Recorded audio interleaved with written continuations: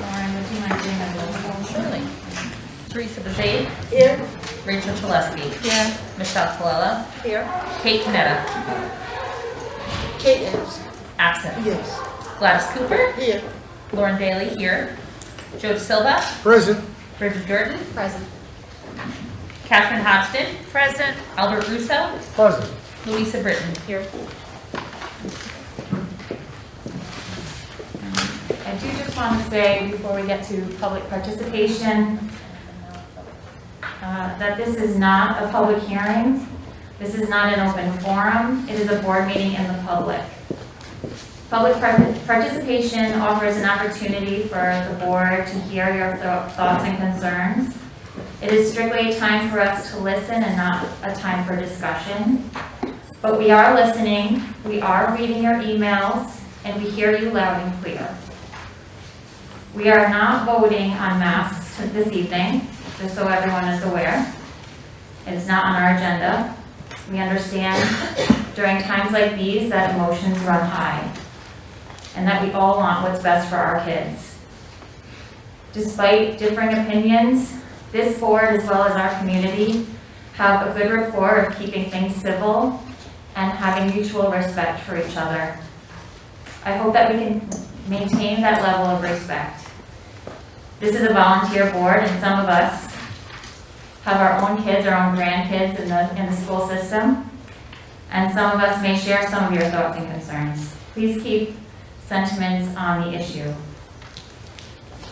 We do have to conduct business this evening, and our bylaws state that we cannot go beyond 10 p.m. So if you could please be mindful of those things. And Lauren, would you read our public participation stuff? The board welcomes public participation and asks that comments be limited to 2 minutes. The public may offer objective comments of school operations and programs that concern them. The board will not permit any expression of personal complaints or defamatory comments about Board of Education personnel and students, nor against any person connected with the Danbury Public School System.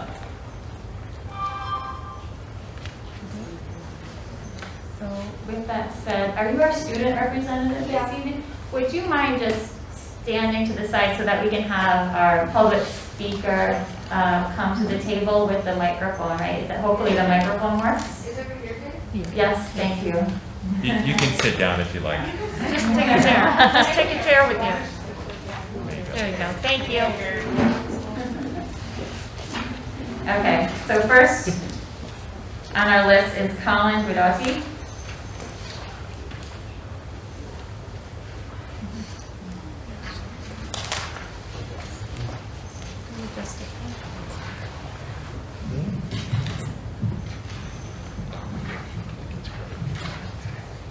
Hello, my name is Colin, and I think the bad listeners in my class are not listening as well because of the mask. And that is why I do not think we should wear masks in school anymore. Thank you. Thank you, Colin.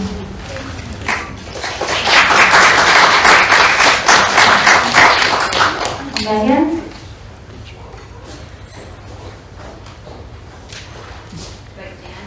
Either one, whatever you're more comfortable doing. Good evening. I know I only have 2 minutes, so I'm going to get right to my point. Thank you. I would just like to say that I am here to talk about mask choice for our schools. And once again, Danbury is being left out of all of the surrounding towns, being the only ones to still have such COVID restrictions put in place. New Fairfield, Ridgefield, Brookfield, even the preschools have already dropped this in the areas. And I know what we're going to say is that we're not like those towns and that we have bigger issues at hand. So I'm going to cut right to the chase and compare us to the towns that you are all going to mention. You're going to compare us to Bridgeport, you're going to compare us to Norwalk, Stamford, New Haven. All of those towns have had a citywide mask mandate or indoors up in place up until 2/16 was the most recent, today. Bridgeport just lifted theirs today. As of today, as far as I could tell, Norwalk, you still have to wear a mask anywhere you go indoors. New Haven, you still have to wear a mask anywhere you go indoors. Danbury has not had that in place since October. So if you would like to compare us to those other cities, then we need to ask bigger questions. Why is the rate in Danbury so high that we have to wear masks in school? But not when we go to the grocery store, and not when we go to Thrills, and not when we go to the mall, and all of the other insanely crowded and populated places with our students in them. They're the same students that are then showing up to school on Monday and being told that they have too many germs and that they carry too much risk and that they need to have a mask on. The numbers don't change depending on what location in the town of Danbury you are in. So if we can go since October through the surge in January and everything else without having to wear a mask indoors, I think it's time to take the masks off of our children in school. Thank you.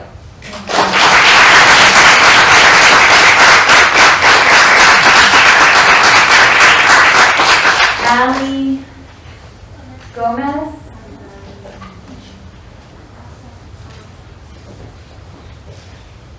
Hi, I'm Ellen, and I'm going to tell you guys why I don't like masks in my school. I don't like masks in my school because I'm constantly being told that I have to wear a mask above my nose. I find it kind of difficult to breathe with a mask on, and especially in gym class when we're doing it indoors in the gym. It's very hard to breathe with the mask on, and I don't like it because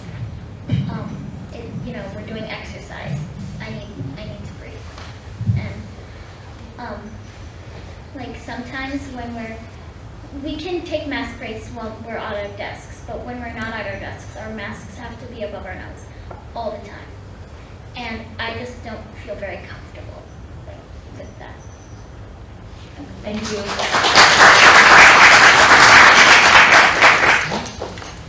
I think that masks should be optional because some people believe that they protect themselves with the mask, but some people don't believe that.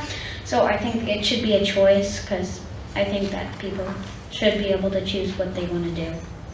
Thank you.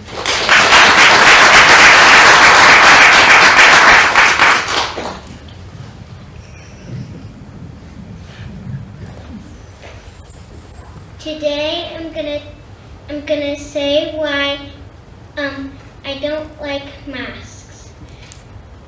Often I do lessons with my teachers and I cannot hear them very well. And why I don't like the masks is because I feel a little uncomfortable how they be tight on my ears. And that's what I'm gonna talk about. Thank you.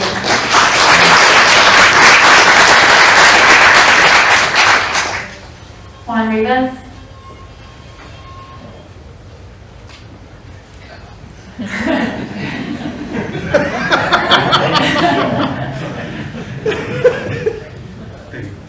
So since I have 2 minutes, I'll cut the pleasantries out and I'll get to my point. So hello to everyone. I would like to bring to your attention an issue spreading my son, who's a student at Broadview Middle School.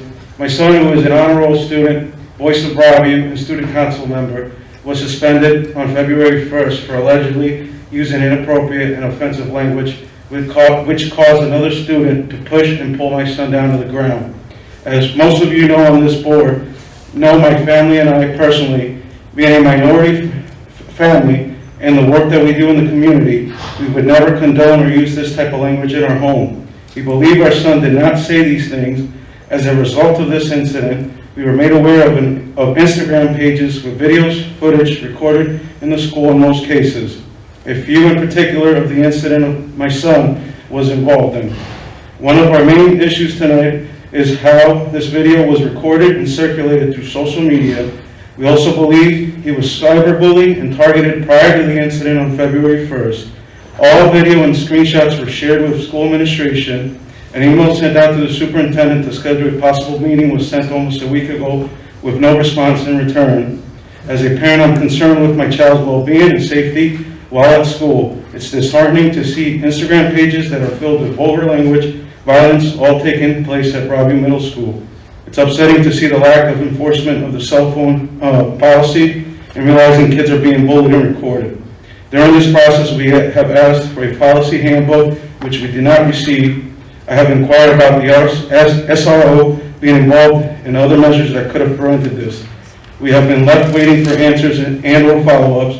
I have with me tonight copies of my correspondence, printed screenshots of such Instagram pages. At one point in time, the video of my son's incident was viewed 146 times and with over 100 followers on that Instagram page.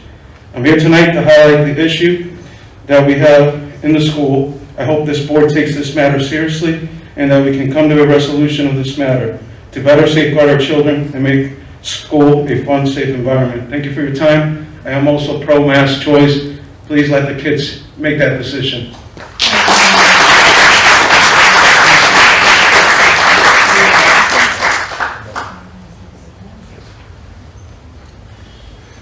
Cynthia Dodo?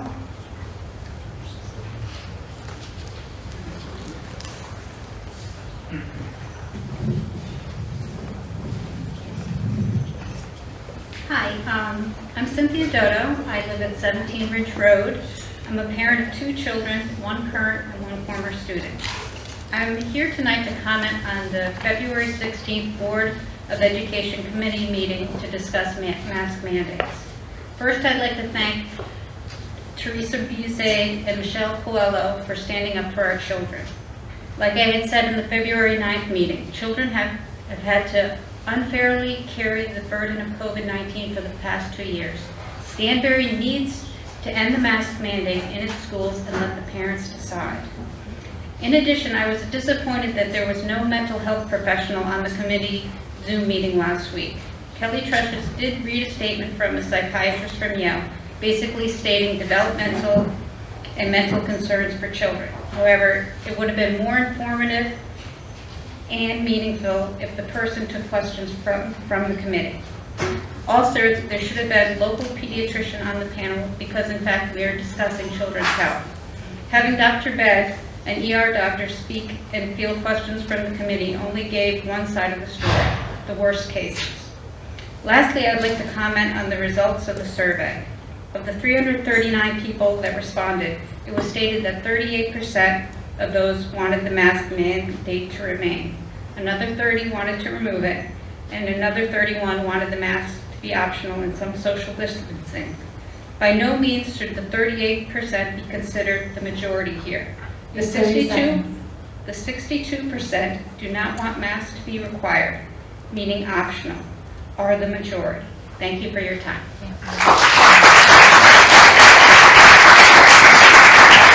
I'd like to remind everyone that we are still on a mask mandate right now, so if everyone could please put a mask on.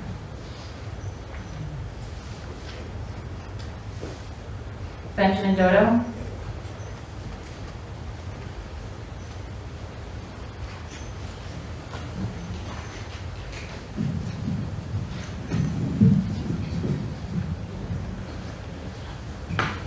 Good evening, Benjamin Dodo, Cindy's husband.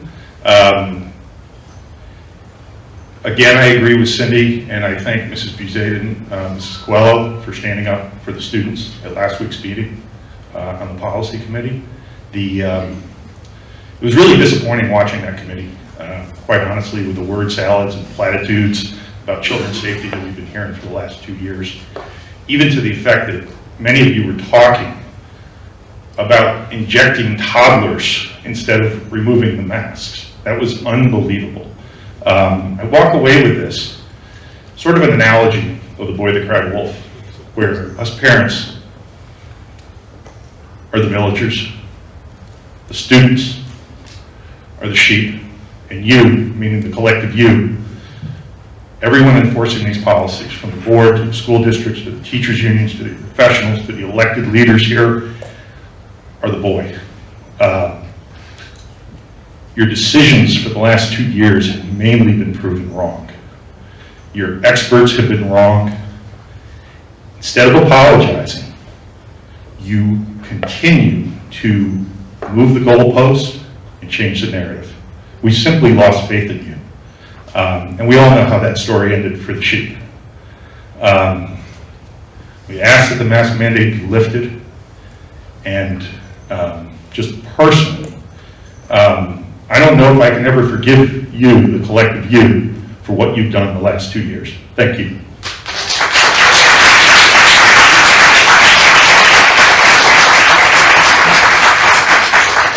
Amelia Gomez?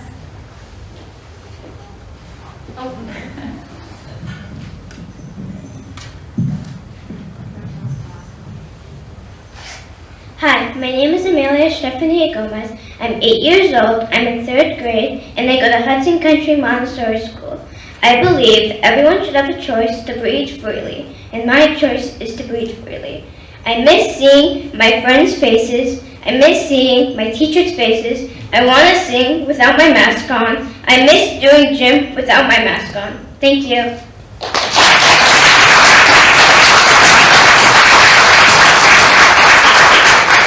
Sophia Gomez?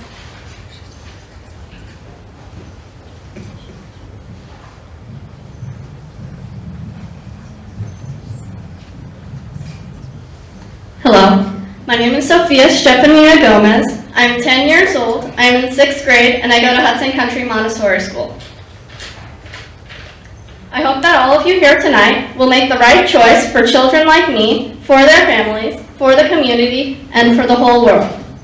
Breathing is simple, natural, and we should not have to negotiate it.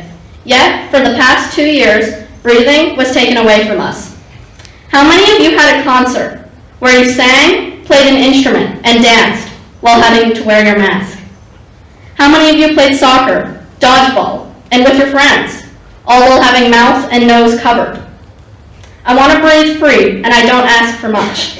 I want to conclude by quoting the Sheffield Declaration.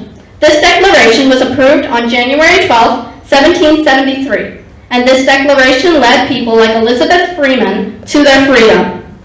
This declaration stated that mankind, in a state of nature, are equal, free, and independent of each other, and have a right to the undisturbed enjoyment of their lives, their liberty, and property. Thank you very much.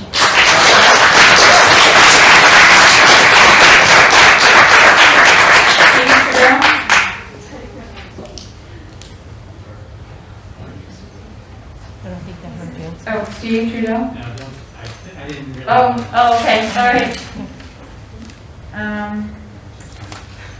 I have Alexis, I'm having a hard time, Randelli? Ramondelli.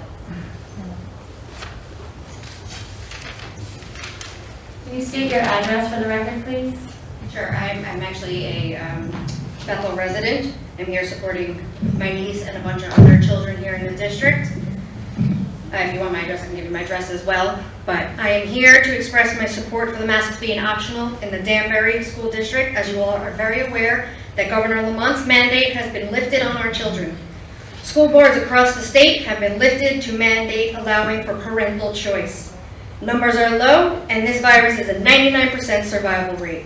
These are torment, and they are abusive to every child. As a healthcare employee, I can assure you that these cloth masks do not work. They are not effective for an airborne illness. They are in fact only used, regular masks are not even effective. They are only used for droplet precaution. N95s are also useless unless tested properly, which you can YouTube yourselves on your own time. So the one you're wearing there is not helping you in any way. In our entire Yale New Haven medical system at the beginning of this week, we had 130 patients in the entire system with COVID. Now mind you, they did not come in with COVID. If you test positive in the hospital, you are held as a COVID number. Out of all those numbers, there have been 0 children, because 0 children are susceptible to this virus. At no given moment in time should the Board of Education ever be the deciding factor on our children's health. You do not get to decide what is best for our children or any of the children in this room. I have witnessed firsthand at what this virus has done. However, we are not where we were 2 years ago. We are just not. And we're grasping at straws with these cloth masks. Children are not high-risk category, and it is time that you take them off of them and let them learn in a fun-filled environment. Well, they deserve that. Thank you.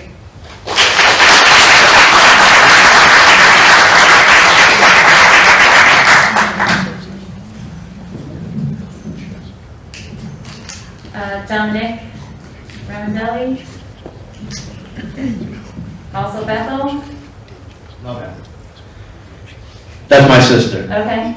I don't have a fancy speech like everybody else prepared here tonight, Could you please put your mask? so I'm just gonna wing it. Okay, go ahead. I have two children, one in school, one not in school yet. And I don't even know what to say because you all know the truth. We've been right the whole time. I really don't have much else to say. The numbers are out there. Look at these kids, they want to breathe. Let these kids breathe. Thank you.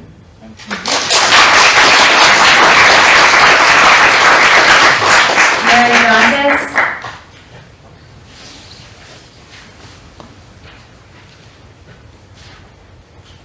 Wow, this is exciting. Okay.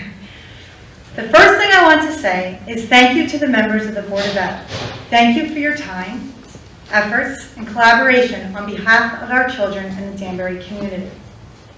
I appreciate that you are working together and with parents and teachers to ensure our children have quality education while keeping their safety in mind. Secondly, I want to express my faith. I have faith that you will make a good decision here tonight. I understand, which was news to me, that you're not making a final decision this evening, but I'm sure in all of your minds you have decisions going on. I believe without reservation that removing a mask mandate and giving children the choice to mask is the best thing you can do. Allowing the choice to remove masks will not put our children and the staff in imminent danger, as is proven over and over again as they interact in the community and surrounding neighborhoods. Allowing the choice to remove masks will bring back at least one semblance of normalcy that is so very needed. Allowing the choice to remove masks will empower kids over their bodies and let them smile at each other again. Allowing the choice to remove masks will be consistent with our American values of freedom and liberty. Allowing the choice to remove masks will prove to the community that you hear our voices and care about our opinions in the surveys when you ask for them. Allowing the choice to remove masks will demonstrate the type of leadership I know that you are capable of and that we need right now.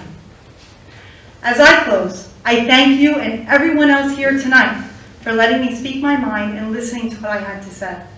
You have my best wishes and support as I understand how hard you are working to do right by my children and the community I live in. I wish you a good night, and please keep my faith intact. Remove the mandate. Thank you.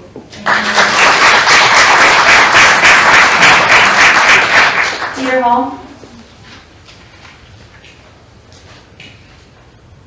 All right, thank you.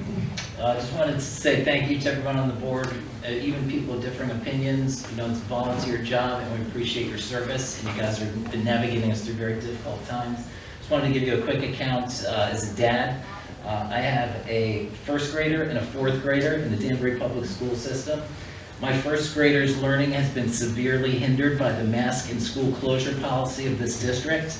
He's never been in a classroom without a mask. His reading and writing are significantly behind where he should be because of these policies. Because of this, my wife and I work with him very hard every night, every single night on his reading and writing just to keep him up to grade level. It's been very taxing on us as parents, and it's been very taxing on the children. All of my kids have had COVID within the last 60 days, including myself and my wife, everybody in my household. For the kids, it was a non-issue. They've had colds that were worse. And our doctors tell us that they have 90 days of natural immunity where they have nothing to worry about. So why are they masked? In fact, I pulled some numbers off the State of Connecticut website today. In the 0 to 9 age group, there have been 65,173 positive cases of COVID and 2 deaths. That equates to a 3/1,000th of 1% death rate, basically zero. In the 10 to 19 age group, there have been 93,527 positive cases and 4 deaths, or a 4/1,000th of 1% death rate. So for the kids, it's a non-issue. So why are they masked? And the superintendent's letter, which clearly states the kids are not the problem due to low transmission rates and the low risk of serious illness, I agree. It's indisputable. But you also mentioned that it's the staff members that we need to keep safe. And those are the ones in the high-risk area. So if somebody needs to be masked, it should be the staff members, not the kids. In addition, I hear from my kids, they have to lean into plexiglass masks when they're eating at their desks. Please get rid of the plexiglass masks and let them go back to eating in the cafeteria and being kids. You're over 2 minutes. Okay, I'll finish up. Thank you. It's the time has come for this body to lead and not follow and mandate freedom. Thank you.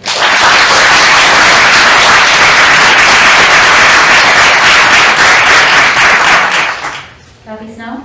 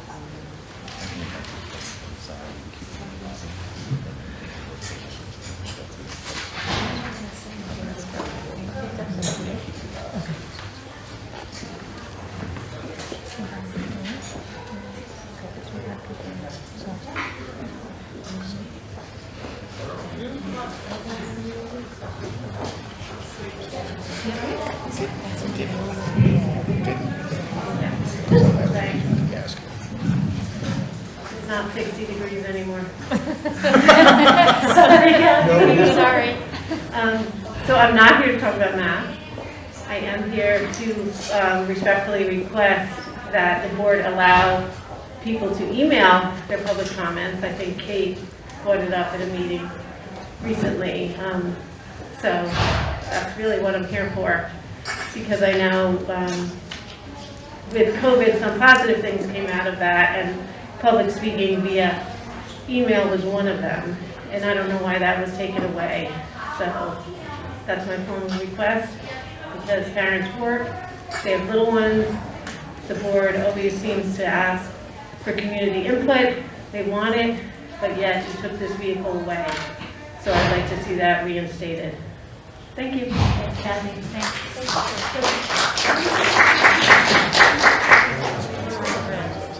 Chris, Bell, are you in here? Yes.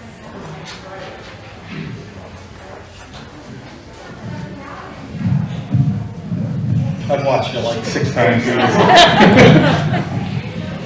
evening. I have 2 kids. One of them used to go to Great Plain. I wasn't sure what was going to happen this year, so I sent him to St. Greg's. I couldn't chance it. Like Pete said before, I have kids that are behind. He's in 3rd grade. I felt like he missed, half of 1st grade, most of 2nd grade, when every school district around us was in. So I do appreciate the job you guys have done getting our kids back to school, and I'm sort of shocked to say that after the break, they went back to school, because I thought that was not going to happen. But in hearing some of the summer meetings, and then when you opened it up for questions, I heard a lot of people talk about remote learning, and that scared the heck out of me. So I wanted to make sure that I was speaking on the other side when it comes to math. So I'm for mass choice. I'd like to see, the kids like the other districts lose their masks. I don't feel like this is doing much. Like this lady said, I go to the gym 3 times a week. Nobody's wearing masks. There's a lot of high school kids in there. So if they're getting COVID, they're bringing it right to the high school with it. So I don't think they're doing much. I agree with the nurse, especially the cloth mask, which most kids are wearing. So it does hinder their learning. They can't speak well. They don't see their friends. My poor 6th graders in West Side and can't see, all of his friends, and they're all new kids. So unless he plays with them after school or outside, he's at a disadvantage. So I just wanted to lend my support. Me and my wife, we're for the mask choice. If you want to wear a mask, fine. No problem. I'm not afraid, to send my kids. I don't, like Pete, my kids had COVID. It was a cold for them. No big deal. And, they're better and back in school. So thank you. Thank you. Thank you.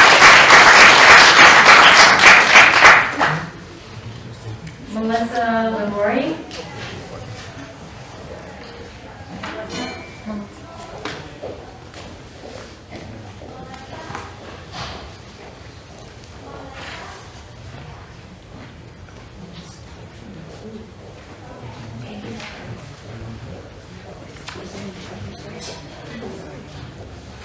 She's coming. Thank you. Do you want to let me know the next two?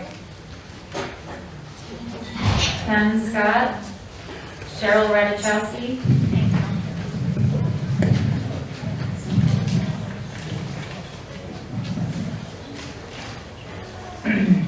Hello everyone, my name is Melissa Ligori and I'm a Danbury resident, and this is actually my second time speaking here. I came when it was Dr. Sal's last meeting, I think it was in June, so I'm talking to you about this subject once again. I have two young children. I have a 6-year-old who is in first grade, and I have a 3-year-old. As you are aware, Governor Lamont stated that he would be repealing the state's mask-wide mandate as of February 28th, 2022 in our schools. The decision now rests in your hands. There's no more pointing fingers. This is in your hands as it comes to masking of our children. I ask you to please implement parental choice when it comes to masking and give the power back to us parents to make decisions for our children. My 6-year-old asks me all the time when he will be able to stop wearing a mask. His whole school experience this past 2 years has been wearing a mask. It's time. He tells me he has trouble breathing in them and doesn't like it because he can't see his friends' faces. My 3-year-old is now required to wear a mask, and I can't even find masks that fit his little face. And even if they were effective, he's not wearing them effectively. He's 3 years old. I ask you to please, please implement parental choice. I know this is a hard decision for everyone, but it's about time that we put the safety of our children in the parental hands. I ask you to please unmask our children, and I want to thank you guys all for your time and your service. I know this is not easy for you, and I respect all of you, and I thank you very much. Thank you.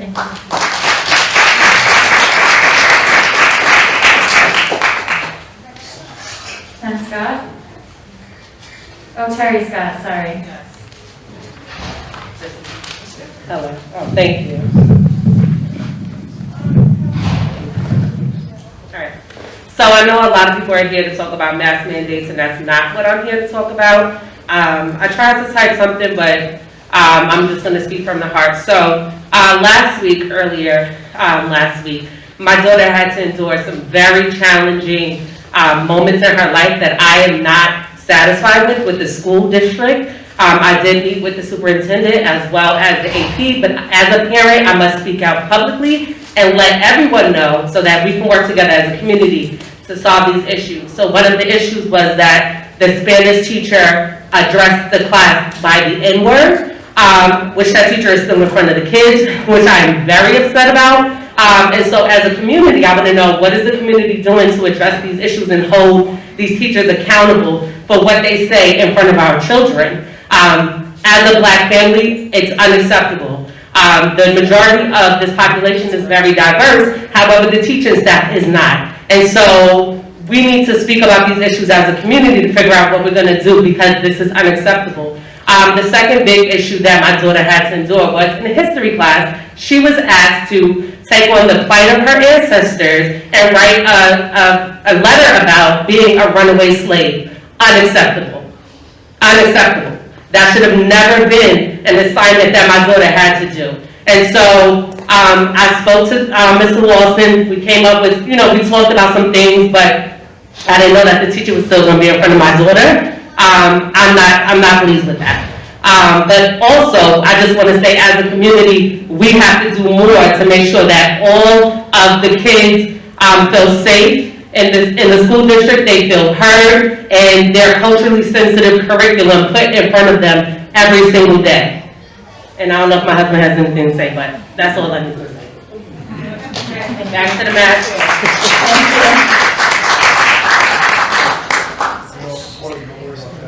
Cheryl Radachowski?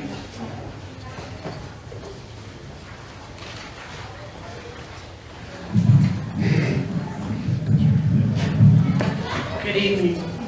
My name is Cheryl Radachowski. As a parent of twins graduating from Danbury High School in June, it is my utmost request that the remainder of the school year be mask optional. Data is proving that the greater Danbury area severe COVID cases have significantly dropped, and that the greater majority of our children have not been infected with the virus, or at least hospitalized as a result of the virus. In a recent periodical that was published online, January 26, 2022, they reported the following from recent studies, and I quote, that masking is a barrier to speech recognition, hearing, and communication, and that masks impede children's ability to decode facial expressions, dampening children's perceived trustworthiness of faces. Research has also suggested that hearing-impaired children have difficulty discerning individual sounds. Opaque masks, of course, prevent lip reading. Some teachers, parents, and speech pathologists have reported that masks can make learning difficult for some of America's most vulnerable children, including those with cognitive delays, speech and hearing issues, and autism. Masks may also hinder language and speech development, especially important for those students who do not speak English at home. Masks may impede emotion recognition even in adults, but particularly in children. End of quote. My firsthand experience as well, is that the majority of these students do not wear a mask when not in school, do not wear a mask when hanging out and socializing with friends, or attending high school social events. I have not heard that our students' severe illness or hospitalization numbers have risen, or if these numbers even exist. Those concerned about their safety should continue to wear the appropriate protective masks. And like our neighboring towns that have made masks optional, I'm not asking you to take your mask off, but rather am imploring you just to let me take my children's mask off. Thank you.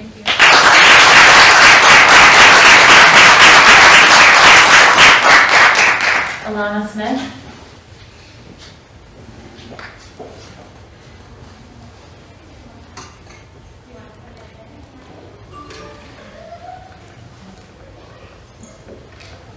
She's did not to speak, but she will submit in her writing. Okay, great. Okay? Okay. Thank you.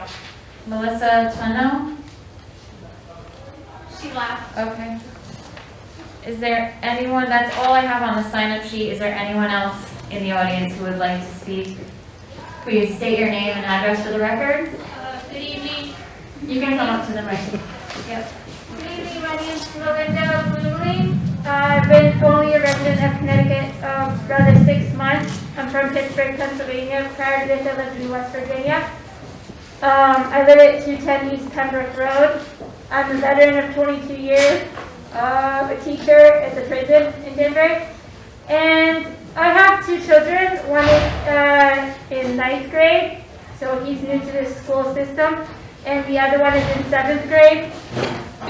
And I would like to speak about my older son in particular.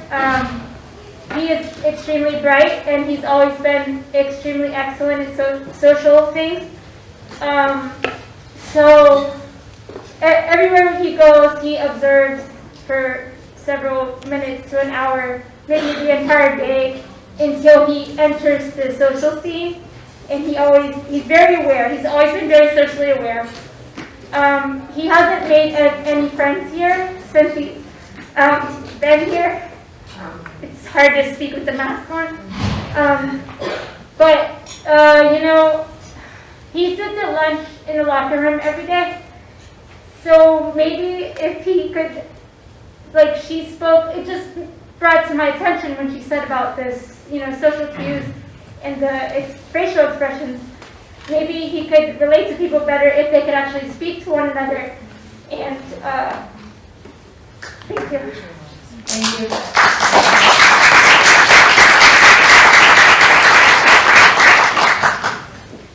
Is there anyone else who would like to speak before we move on to our business? Could you please state your name and address for the record? Yes, my name is Sharon Milikevich and I live in New Milford, but my daughter goes to Danbury School and they have nieces that go also. I just wanted to talk really quickly obviously COVID has been a very polarized subject for everybody. I work in the healthcare field and I see everyone under, being over it and being still very scared of it, and that is fine. Everybody has their right to feel how they feel. I see my daughter and all of her friends and my nieces suffering in ways that I never really thought that I'd see her suffer. And she doesn't really enjoy school the way that she used to. She can't really tell when her friends are joking or her teachers are joking. She doesn't see those facial expressions that are so important. And for kids, those are the times that you're really figuring out how to be a human and how to socialize. You're figuring out what's important, like being there for your friend and showing them on your face that you care or that you're sad, so you can communicate in other ways than just by words. Sometimes that's the most important way that we communicate. I see my niece suffering from anxiety, worried about if her teacher's going to say something if she needs a mask break, or if she needs to get water because she has to take her mask down, or what if she can't eat so long because her teacher's going to yell at her because she needs her mask down longer. My other nieces are struggling because their language skills are not where they should be. They can't see their teachers making the sounds of the letters. I have a very bright niece, and she can't figure out sounds of words like I know she can. And it's hard seeing them struggle when they're so little. They should be able to enjoy each other and their teachers. And I understand some people are comfortable with masks and some people are not. CDC has said itself, masks protect the wearer, not the other way around. It does not protect the other people. So if you want to wear the mask, that is wonderful. That makes you feel better. By all means, wear the mask. I don't think there should be discrimination either way. I think that children need to learn. I think that we just have to teach our kids that if their choice is to wear the mask, great, and if it's to not. But if we could just have that choice, I would appreciate that. Thank you. Thank you. Is there anyone else before we begin the rest of our meeting? Okay. Thank you all for coming and being here tonight. Consent calendar. Lauren, would you make that motion, please? Thank you. I make a motion that the Board of Education approve the items on the consent calendar, exhibits 22 through 22-22 through 22-26 as recommended. Second. Moved by Lauren, seconded by Joe. Is there any discussion? Any discussion? No? Roll call? Teresa Bazay? Yes. Rachel Chalesky? Aye. Michelle Colello? Aye. Gladys Cooper? Yes. Lauren Daly? Aye. Joe De Silva? Aye. Bridget Girton? Aye. Catherine Hodgson? Aye. Albert Russo? Aye. Louisa Britton? Aye. It's unanimous, motion carries. Do we have any staff representatives this evening? I don't see anyone, no, okay. And our student representative, thank you so much for waiting. Please do. And yeah, feel free to adjust if you want to sit. Yes, thank you. Or Ken, could you help? All right, there we go. Okay. I'm speaking on behalf of Nicole today. I don't know how to pronounce her last name, but good evening, Board of Ed members, cabinet, and community members. Thank you for allowing me to represent and speak on behalf of the Alternative Center for Excellence. ACE will be administering the 11th grade SAT on Wednesday, March 24th. Kyle Tricola will serve as the SAT administrator on March 2nd. SAT proctors will participate in the SAT training after school. On March 24th, all 9th and 10th grade students will have the opportunity to participate in an environmental themed field trip at White Memorial Park in Litchfield. The trip has been organized by chemistry teacher Katya Piergastini. Also on March 24th, Diana DiNardo will be taking 22 graduating seniors on a trip to both Novichok campuses. Students will participate in the NVCC placement test. ACE would like to publicly recognize Tyler Sheriff for the ACE of Spades Award for hard work. ACE would also like to publicly recognize Andrew Lattimore for being voted the ACE of Hearts for demonstrating care and kindness for other students, staff, and our ACE community. Lastly, we would like to publicly congratulate Kristen and Brianna Villani for earning the January Student of the Month Award for consistently demonstrating the 5 ACE behavioral expectations. Thank you for allowing us to share what's going on with our ACE family down on 26 Locust Avenue. Stay safe and remain ACE strong, everyone. Thank you very much.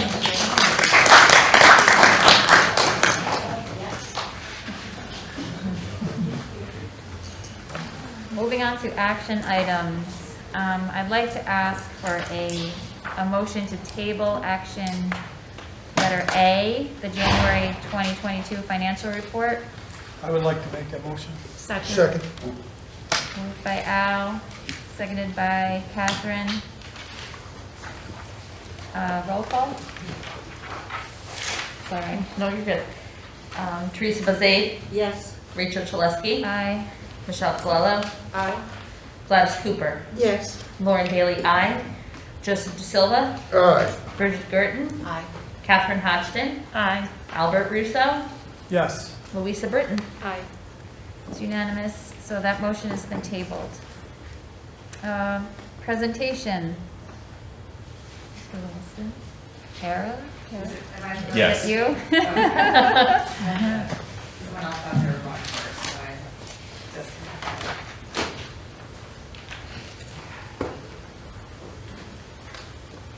And while Kara is getting set, Kara Wante is the Director of Data and Assessment on behalf of the district, and will be reporting out on Superintendent Goal 1, Student Learning and Achievement, College and Career Readiness Indicators.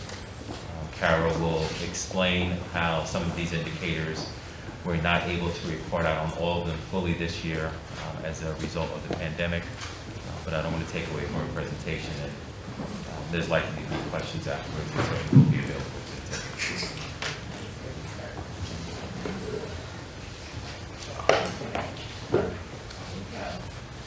Good evening. For those of you who I haven't met personally, I'm Kara Lazar. As Mr. Walsh had mentioned, I'm the Director of Data Assessment and Research. So as a part of typically quarterly we report out specific data reports that relate to like the timing of release for the Connecticut State Department of Education. Oh, I'm not loud enough. That's shocking. So it is a little different this year, so I will just kind of revise some of the pieces that we've done in the past, but also when the board requested that additional pieces be added, we modified some of the reporting structure. So as Kevin spoke earlier about the superintendent goals, basically we're really focusing on tier 1 and increasing access and equity for all students. And that would be goal 1A and 1B as a part of the superintendent goals. In the presentation that the board received, I think last Friday as a result of being attached to the agenda, what's included is our accountability index, the last link's growth, graduation rates, AP and dual enrollment course numbers, as well as chronic absenteeism in college entrance and persistence. So we'll kind of get down to a couple of those pieces. But just initially, as we look at some of the highlights of the report, we have seen increase in the AP enrollment as we've offered. In 2016, we opened enrollment kind of detracked at Danbury High School, offered more access and equity to students. Since that time, we've had about 21% increased enrollment in that area. The DECO program is another place where we offer college and career readiness to students. It is more reflective of the student population demographically, which we will discuss later in the presentation. The CSDE typically pushes out the accountability index this time of year. And I did include some of the pieces and the indicators that are included in that index. We get an index, accountability index for the district and each school. This is the places where you've seen schools of distinctions in the past, different categories that schools are placed in and kind of a tiered approach. And we'll get down to a little bit of how that has changed over time and how it includes growth and proficiency. But it was suspended during the pandemic. So as many of you know, we reported out earlier, Smarter Balanced was administered, the SATs and the NGSS was administered last year, but we were not tied to the accountability index. So they didn't produce any scores associated with that. We do expect it to resume this year, as stated by the state. Overall, our cohort graduation rates increased by 1.7% for all students and 2.3% at Danbury High School. The ELL student population increased 7.1% specifically for that demographic. We did see a decrease in African American students by 10.3. We'll talk about that a little more specifically. We are, as evident by our meetings today, engaging with Danbury High School to look very deeply at that data, to look at how students are persisting and staying on track at Danbury High School. Our 6-year cohort graduation rate, so that means that if you start your freshman year of high school, that you would not graduate in 4, but then by 6 years, if you stayed enrolled, what do those numbers look like? For our high needs students, those have increased 3.1%. Our high needs students are students who would be designated as free and reduced lunch, ELL, or students with disabilities. You could be one of those students identified according to the state, or you could be all 3. So just so you know, we're going to use that term a couple times throughout the presentation. The last link's growth scores, which is also used in the accountability system, we've seen a steady increase of that growth over time. As we've initiated different strategies, particularly at the K-5 level, and provided now a new ELD program, we are seeing an increase in the growth scores there. So as we will discuss as well, the places that we're looking more deeply at, including our chronic absenteeism rate, clearly that's an issue across the state of Connecticut since the pandemic. And those rates are reflective of those challenges, but we do have some intervention strategies in place. So just as I spoke earlier, the next generation accountability system is for districts to really track progress, help schools make improvement. We use it very much to gauge how we're doing with student outcomes over time. It also is a federal state requirement, so and it really is a piece to promote transparency with the public, to see how the district is doing with the indicators that the state provides. So this is just in order for you to see where we were in 2018-19. That was the last year that we had a full school year before the pandemic. So in those places, the people who are veterans of the board have seen these numbers before. The stars are places where we have exceeded the state average. So essentially, when you're looking at these numbers, it's a formula. There's a system that the state gives us. You can earn a certain amount of points where you hit the target.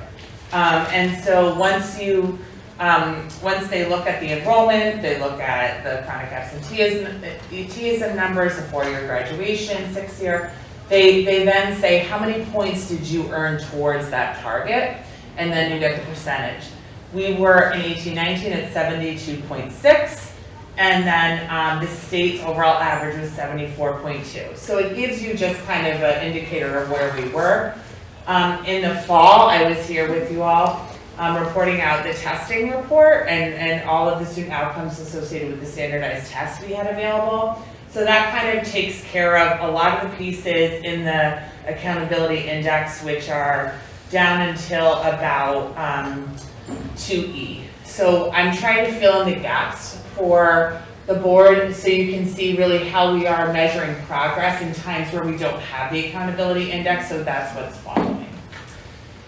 So the one piece that's in addition to the accountability index is looking specifically at achievement gaps. This is something Danbury Public Schools looks at on the regular basis of how we're looking at district data team agendas, how we're looking at instructional leadership, to say what does it look like with non-high needs outcomes compared to high needs outcomes.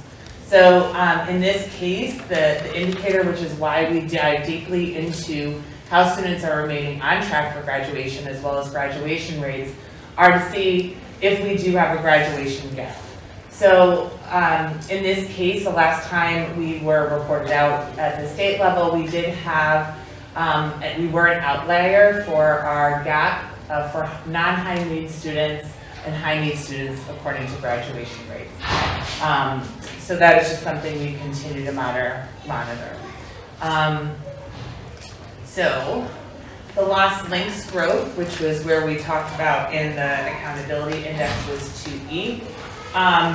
And so we're looking here, and for those who remember back to SBAC growth and talking about how students are doing over time from one test to another, the lost links is a required assessment that's given to our students who are English language learners. It's a state requirement. And so that's all grade levels, K-12. It measures, and you'll see on the next slide, kind of all the subtests. It's an extensive test. And what they do at the state level is look at how students performed from the 1 year to the next school year. So in order to be on the lost links growth outcomes, you need to have taken at least 2 test scores in Connecticut. So for average percent target achieved, there are different levels of English language learners, and those students have different growth targets. The growth targets are dependent upon what level they are in. So a lost level 1 student doesn't have the same growth target for a year that a lost level 4 student would have.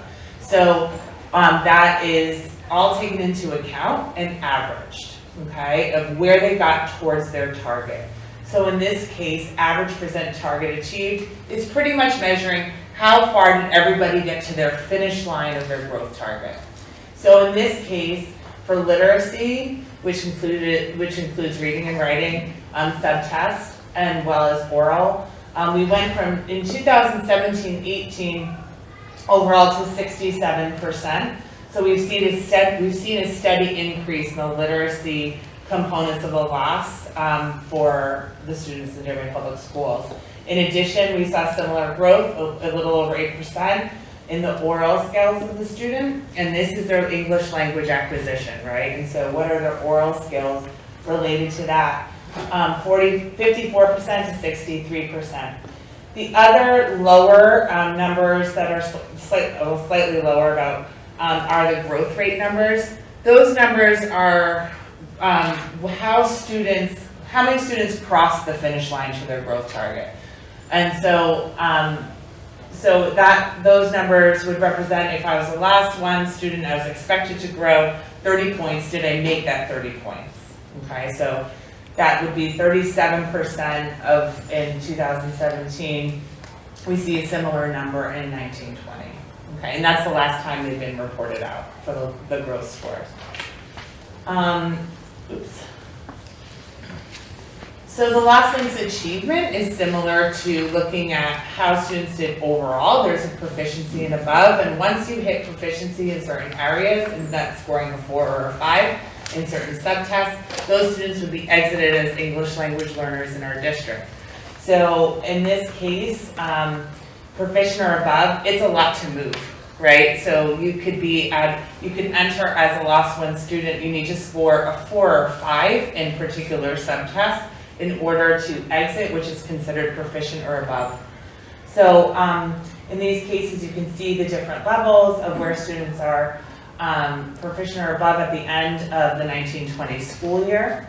We monitor those very specifically down to the school level and work very closely with the department heads and the principals to look at those scores and who's making the growth and who's hitting the proficiency.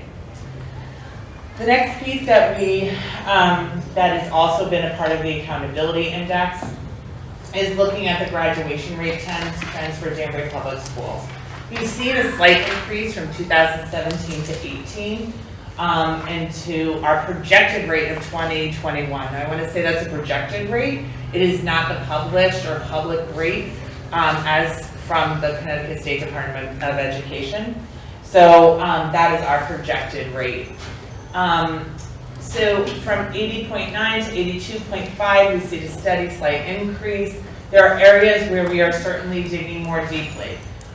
We saw kind of a leveling back to the 18-19 for our Black and African American students in 18-19 at 78.5. During the year of the pandemic, we saw an increase in that number, and then we are now back down to 80.3. In general, for 17-18 to 2021, the Hispanic and Latino numbers have increased steadily. And then we also saw a dip in 19-20 for English language learners, and that's back up to about 59%. And then our high needs number has increased steadily over time. So certainly we are looking very deeply down to the student of how students are earning credits and moving towards staying on track for graduation. That's done from both the district level and the school level. Okay.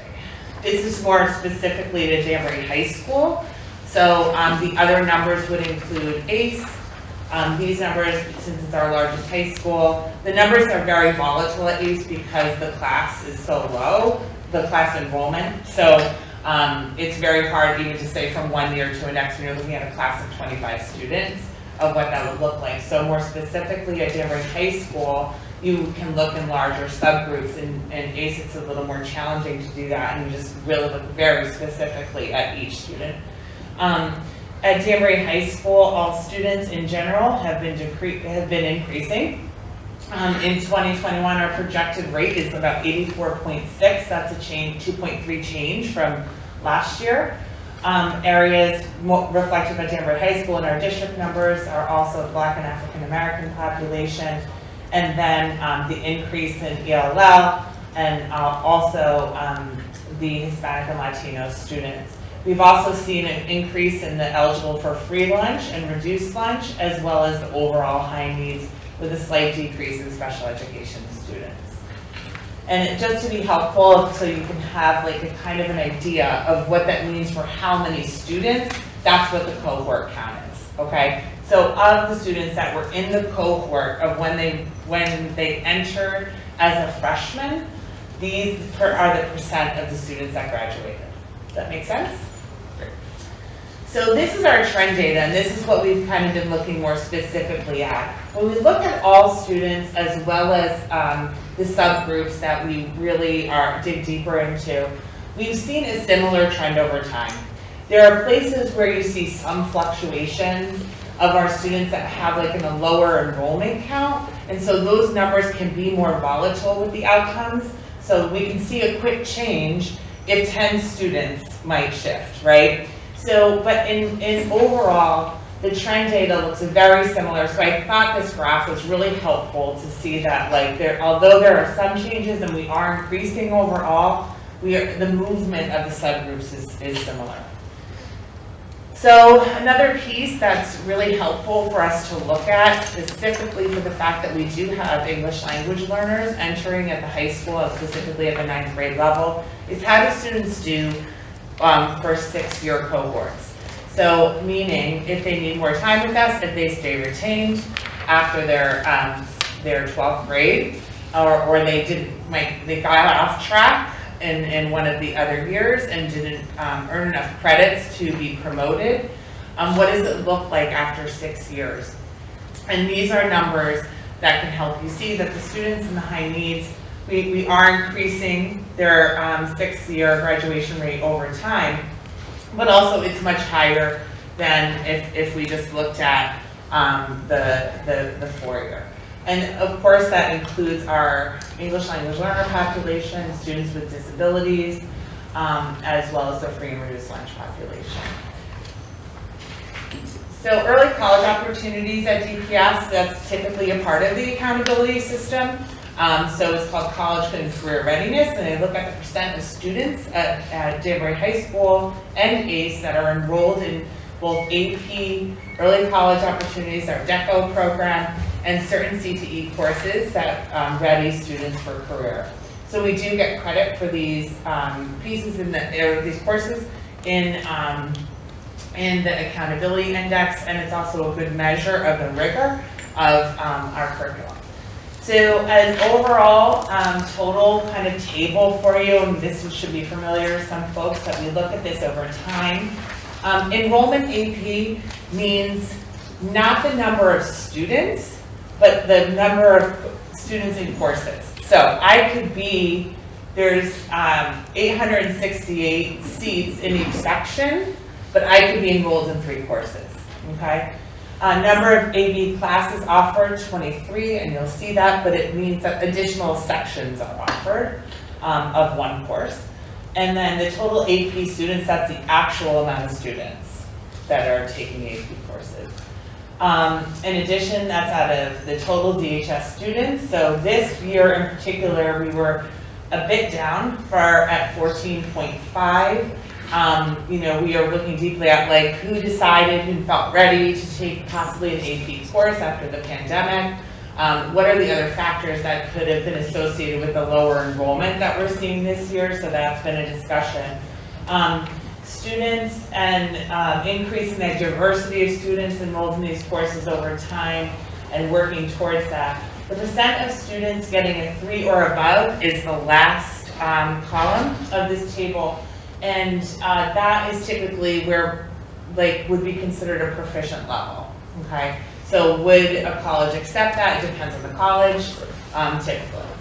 So we did see a decrease in 2021 at 40%, but a little more in line with where we were at 47% in 1819. In 1920, it's really important to note that during that first year where everything was closed, that was an online remote test taken at home. So it was a completely different test that was administered than in the past. So, and then there were also some students who had a lot of difficulty, and this was a vast issue around the technology associated with it. So even of the testers, a lot of students were not able to finish, right? And so that was, so that was an issue that many folks had seen. So it was difficult. They were trying their best to really give opportunity to folks, but so there you're going to see a swing in those numbers. Obviously, 21 and 22 would be reported out after the spring. So this is always something that people have asked to see. It's a lot to look at. So I know you probably perused this already, but these are just the course names that are offered as AP courses. If you look at it from 2017 to 18, these numbers are going to mimic what you saw on the last table, but it also includes the number of sections. So that means of these courses, there are a certain number of sections that are also included.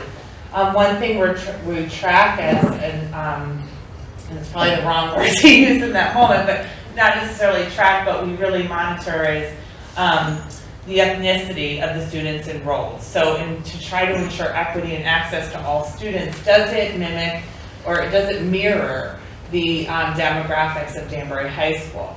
In this case, we see that in AP courses, a higher level of enrollment of Asian students compared to the amount enrolled overall in Danbury Public Schools, about 3% less of Black and African American students, about half of Hispanic students.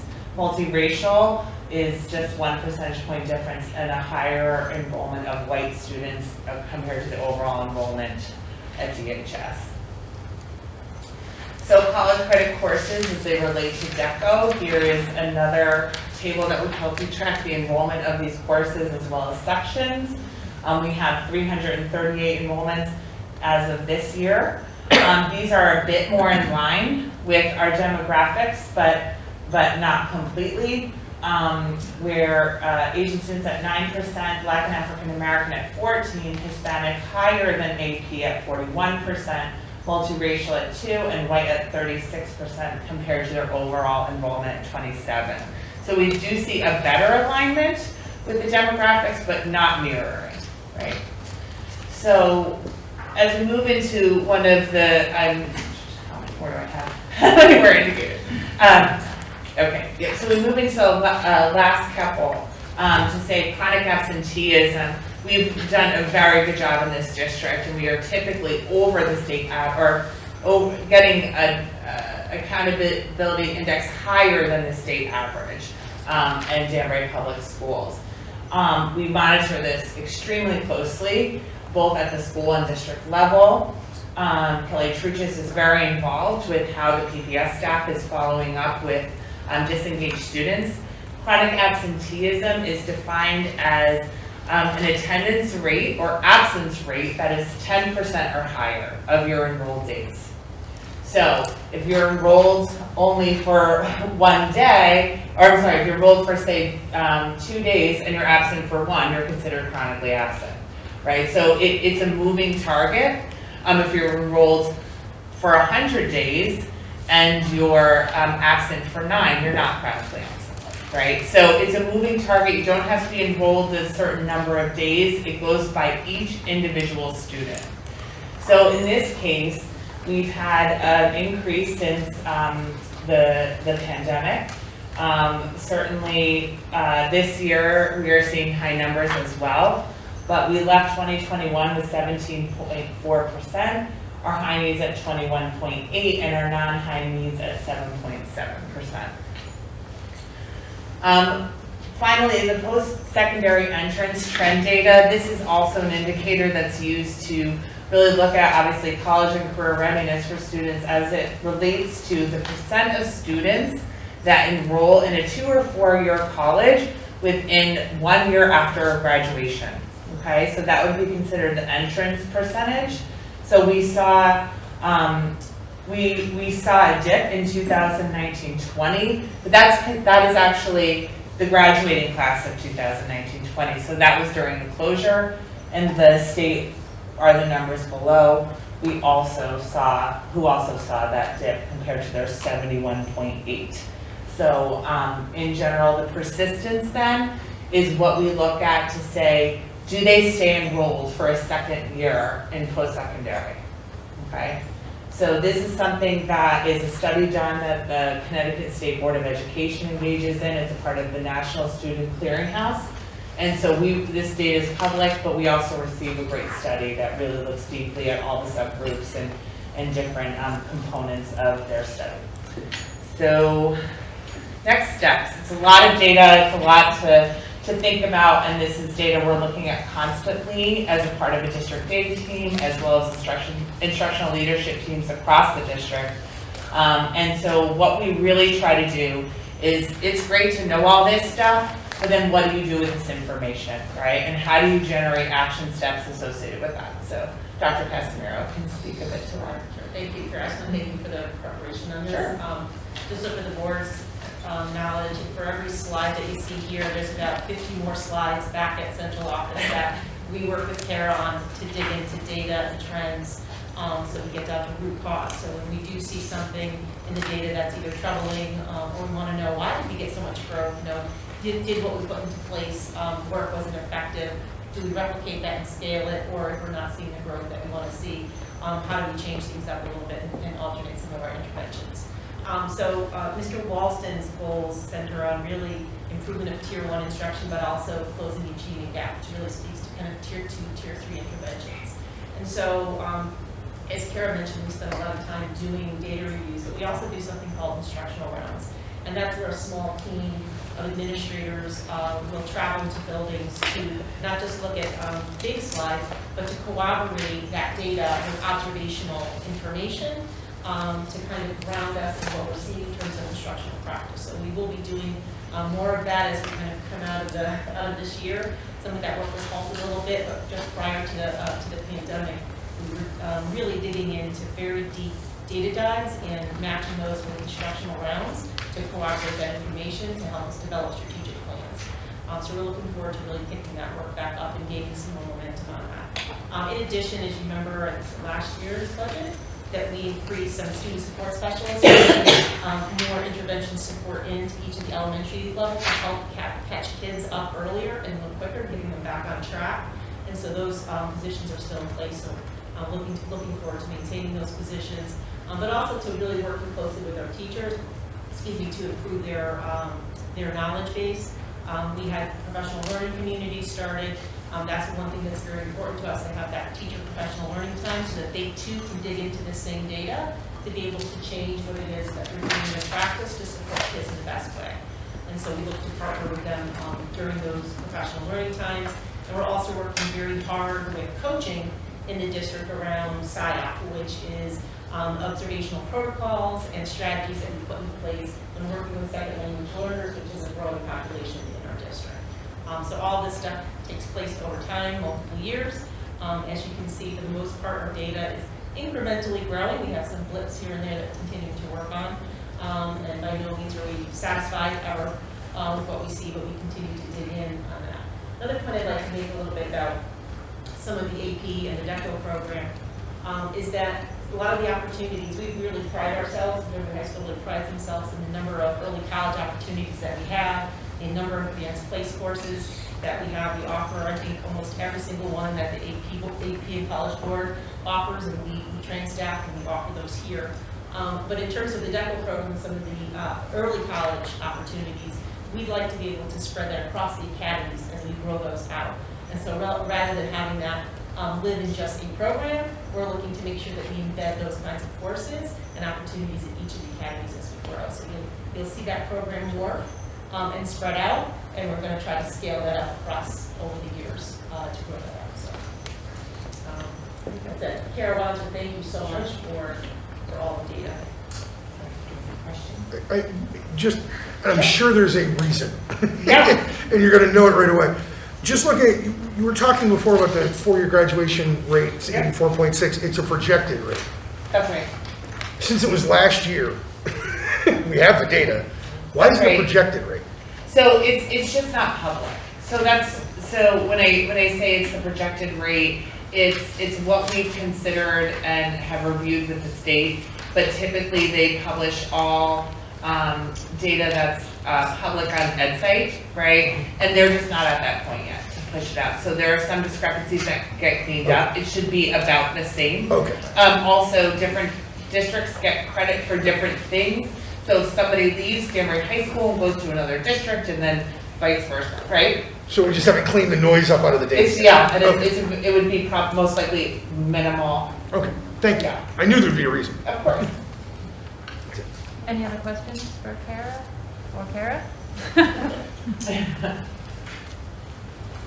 Just Go ahead. a broad stroke question about the college entrance rate and the persistence rate being lower than the state rate. Have we mitigated that at all? Are we have plans to mitigate that? The college Is there rates. anything we can do to mitigate He's asking about college rates as they compare to the state. So, that's one of the trickiest numbers. Karen, can you go back to that slide? Yeah, sure. To look at. There's a lot of factors on why students choose to enroll in college or not, or what may be accessible to them or prevent them. On the school side, we do things like FAFSA night and making sure that students are aware of all of the opportunities. And that's really part of the counseling piece that comes with all of this. In terms of why they may not return for their sophomore year, there's a host of reasons why that may happen. It could be financial, it could be support, I need to work, not for me. And so that's just a little bit of a harder number why we're lower than the state. I think we probably need best to look at ourselves in terms of other districts of similar size in the same dirt with same regional economic factors as well, which may look different than the state average. I'm actually now very curious to get that question I had as well. So that's right. And one of the other things to remember is it's not taking into account everybody who graduated within that year that enrolls. You must enroll in the year after you graduate. So we could have students enrolling after so in 2018-19, if I then enroll in 2021, I'm not going to count in these numbers. If I had to work a year to make money, to pay for tuition and things like that, or before I was able to enroll, those would not be reflected. And I would say what is very hopeful is similar alignment, and even in 2017-18, the persistence rate in Danbury School District was actually slightly higher than the state. Those, to me, if kids can hang in there for their sophomore year of college, then they are really feeling prepared enough to sustain that enrollment. So, I mean, it's really important, the entrance rates as well, but persistence rates and resiliency to stay enrolled in colleges. But I think, to Kara's point, there are a lot of other factors besides academic and that the school has control over that would lend themselves to reasons why kids don't enroll. And Dr. Casimiro, if you wouldn't mind just adding, going to Mr. Russo's question about mitigation opportunities, because I think we see the Danbury Career Academy as a critical mitigation opportunity. Can you just speak to that? Another hour, I'll start. Absolutely. But I did want to add one other thing. Please. Part of the, thank you for reminding me of that. Part of the reason why we want to scale those DECO opportunities and continue to even increase, those AP courses for kids and get more kids into those AP courses, because even despite getting a 3 and getting that credit, that initial credit, there's a ton of research that says just being prepared with those classes, it serves as a great foundation for stamina when you get to college, right? It paces you through the type of content and some of the material that you'll see. I've had both of my kids have participated in AP classes, some with great scores and some with, oops, I didn't quite get that 3 score in different courses.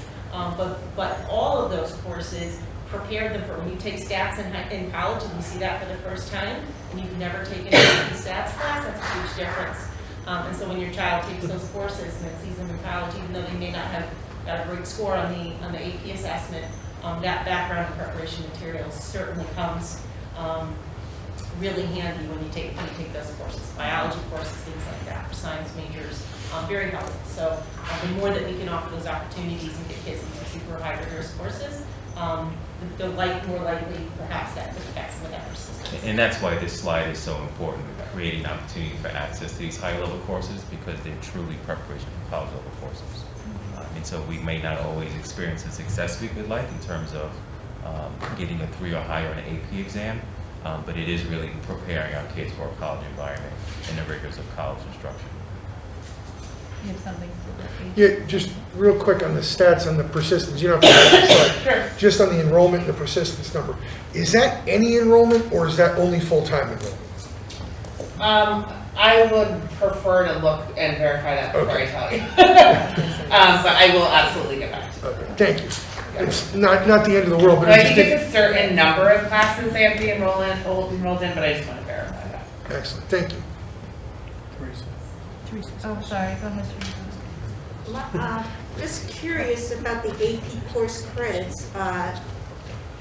Do you know if they're accepted at the college level as towards a major or just as electives?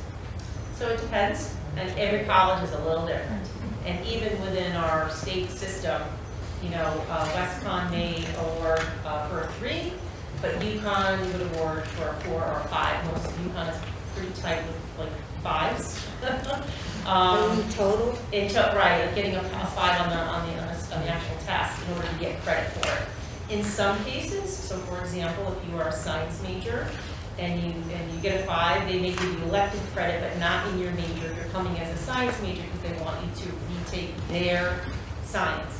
One way or another, though, you're going to probably, if you got a 5 on the biology AP exam, you're probably going to do pretty well in UConn's AP course. But you'll also get elective credit. I got my daughter's very good friends, entered into UConn with almost 24 AP credits. And really did quite a bit, taking care of them and on the way in, and allow them to go even further and enter graduate level courses in their 4th year. So it's great. There's a lot of advantages to it. It's not the end-all be-all by any means, but it certainly is. It's one of the reasons why the state of Connecticut counts it as highly in the accountability index as a factor towards success. So we do get credit for that. Yeah, you get both credit for participation and your outcome.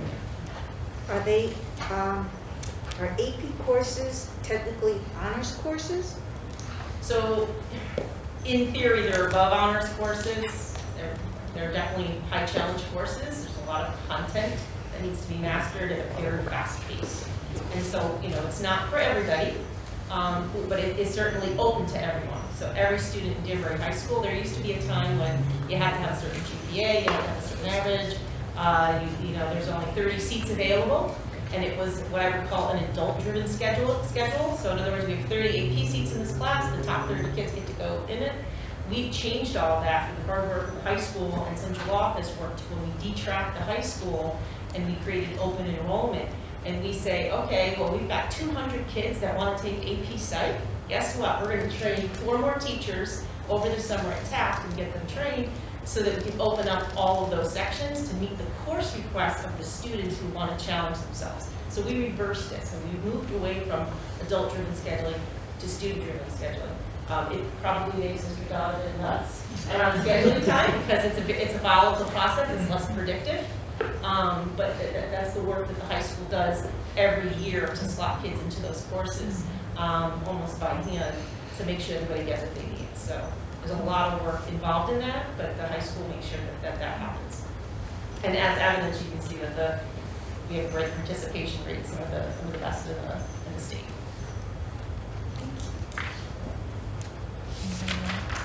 Something I hear about taking AP versus honors, though, is how it affects the GPA and overall student ranking. So if the student is doing a lot more work in the AP, but it doesn't really help them, against a student who's just doing the honors with the less work, and so. Well, it all depends. Mr. Donovan is still in the room. It's a combination of both. So, there's GPA, weighted GPA, of course, is very important to students, and yes. It also depends what you want to do post-college. And even the AP courses themselves, there's different amount of rigor within those courses. So there's some courses there that I would never dreamt of taking in high school because of what it would demand. And then there are other courses that are a little more accessible. So even within AP and ranking, there's harder courses like the computer science courses or the AP calculus courses versus like an AP Psych course. So it really depends what it is that you want to do and what your goals are. Did you want to talk to the Career Academy piece about? No, we have all night. Okay. Any other questions?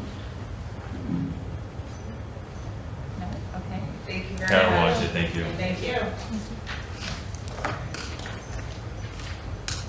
Superintendent? Thank you very much.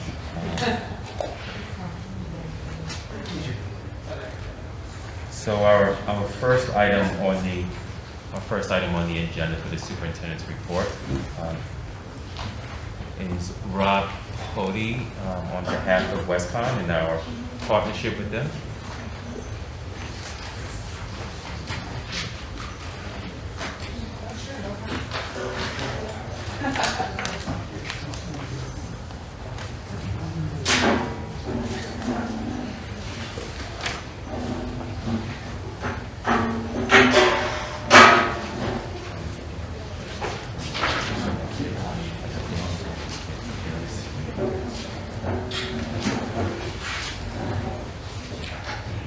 All right. So on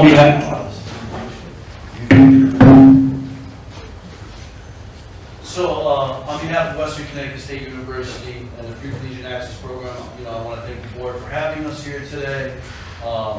Today we have a presentation to talk to you a little bit about, what we've done over the last 20 years at Westcon, but more importantly, over the last 2 years of the pandemic, we've continued all our programming, which I'm very proud of. It's because of the hard work, that, our assistant director, Jessica Cornell has done, and the hard work of the students, being committed to furthering their education, within our program. So, for that, I'm very proud of all you guys. So, I'm here to talk to you a little bit about, sort of our umbrella of programs, but to focus on our minority bilingual teaching pipeline and a little bit about our computer science pipeline. First, our Excel program. Our Excel program currently is serving about 75 students. That's grades 7 and 8 at all 3 of the middle schools, Rogers Park, Broadview, and Westside Middle School. All of these programs are educational attainment programs. They're there to help guide first-generation low-income students to college, graduate college, go on, get a master's, get a doctorate, be productive citizens in our society. Also, our CONCAP program currently services 100 students. CONCAP Upward Bound. CONCAP stands for our Connecticut grant that we get from the Department of Higher Ed. The Upward Bound program is a federal grant, written by us at Western Connecticut through the Department of Education in Washington, D.C.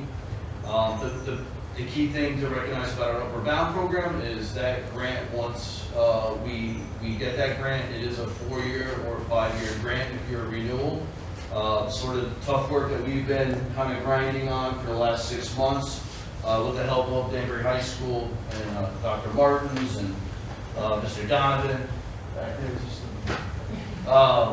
Is to help us out with some of the data. I mean, a lot of the data that we just heard, we use a lot of that data, to get some of these funds. So we're very familiar with, National Student Clearinghouse, EdSite, all these services. So we did just go through a renewal process. It takes about 2 months for the Department of Ed and DC to review the grant and to let us know if we've been renewed. And we turned that in last month, so we're hoping within the next 2 months, we'll find out if we have another 5 years of renewal. This will be my 4th grant cycle, but we've gone through 5 at Westcon, so we're looking at renewing that. We're also looking at possibly applying for an Upward Bound Math and Science program that will focus strictly on math and science. Down below that, we have our minority bilingual teaching pipeline, which started here many years ago, probably about 8 or 9 years ago. Started as seed money in Hartford. And then as Hartford typically does is, they give you a little bit of money, tell you to do something, and then all of a sudden the money's gone, and we have to figure out how we run this thing, without their money. What we did was we were able to partner up with the Board of Ed here, as well as the federal and the state grants to keep those programs moving forward. And we're going to talk a little bit more about that in a second. Our minority bilingual teaching pipeline went so well in terms of recruiting students. We typically have roughly about 11 to 15 per cohort that we decided to tap into computer science, which was a hot field. And so we are now working with the computer science department at Western Connecticut and offering a dual enrollment program through that department as well. I've been meeting with the Justice and Law Department recently, and we're going to try to add a JLA for Justice and Law dual enrollment program, hopefully by next academic year. Over on our college side, we have our Educational Achievement Access Program. We have quite a few, Danbury graduates come through that. These will be students who either did SAT optional and, their grades just really didn't meet the mark to come in as a traditional student. One of the requirements is that they all had to pass Algebra 2 with a C or better. They have to take 4 years of math, 4 years of an English class, including their senior year. One of the worst things is I see some seniors, where they're taking 3 years of a math, but then, their senior year, they might take like an elective math where they lose those algebraic skills, and then they go and they take algebra in college, and it just doesn't work out. So we really look for those students to take some sort of applied math their senior year. That program varies. It can have anywhere between, 27 students, which we had last cohort, and it can go up to 75 I've had, in previous years. That program is during the 15-week fall semester of the fall. They're getting, each student gets a mentor. They all have mandatory tutoring. They're on a student contract sheet, and so they're watched quite well. Our Promoting Academically Successful Students was another grant that we have wrote within our department.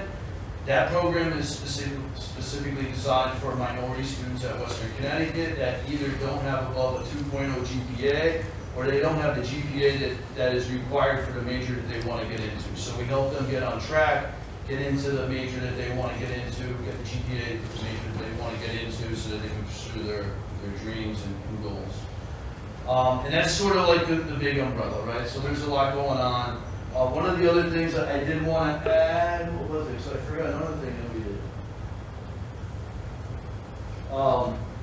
But one of the main components here is that all the Excel program, which is with your students, the CONCAP Overbound, Minority Teaching Pipeline, Computer Science Pipeline, they all have a summer component, which we continue. So the students, again, over the last 2 years, you know, they've all continued this program over the summer. So there was like no stopgap in any of these programs. So I mean, that's another thing that we've been very proud of is that, you know, even after March, whatever it was, March 12th, I think that's the one that's all ingrained in our brain, right? You know, we continue to recruit and have provide these services for all of our students, including during the summer. The last 2 years, we've had more of a virtual programming in the summer. This year, we've already been approved through the university that we're going to have an on-campus, in-person program this year for all of our programs. So we're looking forward to that. So with that being said, what I'd like our students to do real quick is just introduce themselves. And then I'll let Ms. Carnell talk a little bit about our other program. All right, so go ahead. Hi, my name is Arthur Moore. I'm a junior at DHS. I went to ESL program throughout my middle school year. I participated in the CONCAP Overground program, it's my third year in the program, and I did the computer science pipeline for the summer. Hi, my name is Caroline Neeson. I am a junior at Danbury High School. I also was a part of the Excel program, and I was also a part of the Overground program. And this is my third year. And yeah. Hi everyone, my name is Stacey Reynoso. I am an alumni from Danbury High School as well as from pre-collegiate and access programs. I'm currently a student at Westcon State University pursuing a major in secondary education Spanish. I was in 8th grade when I was first introduced to the program, where the advisor spoke to me a little bit about how it would help me college process and applying to college, and being a first-generation student, as supportive as my family was and as much as they wanted to help, I always knew that they weren't going to help me. They weren't going to give me the help that I needed at the time. Fast forward to 3 years later, my junior year of high school, when I was first introduced to the teaching pipeline. I thought at the time it was heaven sent. I mean, if I was in high school, I was able to see if teaching was even something that I wanted to spend my time in college trying out. And not only did this course help me in gaining hands-on experience teaching rising first graders at the time, but it taught me also how to create lesson plans as well as a teaching portfolio, which will help me next year when I am applying to student teaching as well as real-life jobs. And not only did this course help me in facilitating my decision to further on pursue my passion for education, but it also helped me in deciding that I do want to come back to my community and help improve it. Thank you. I was a part of the minority part. I was a part of the minority bilingual teaching pipeline, and I was first informed about the program by Ms. Cornell and Mr. Pody. At first, I didn't know what I wanted to do, like what major I wanted to do. I was thinking accounting, economics, or teaching. I always thought about the teaching ever since I was little, but I never really got to explore it. So, I'm taking that class, the teaching pipeline class. I got to do exactly just that, and I truly learned the value of teaching, the good. I learned what made a good teacher, and also what made not so great teacher, and my professor, Mr. Hectoris, he explained how growing up, he was a low income student just like me. He struggled in school, but he met a teacher in junior year who changed that and showed him the value of education. And I feel like every student, they have that one teacher who has done that for them.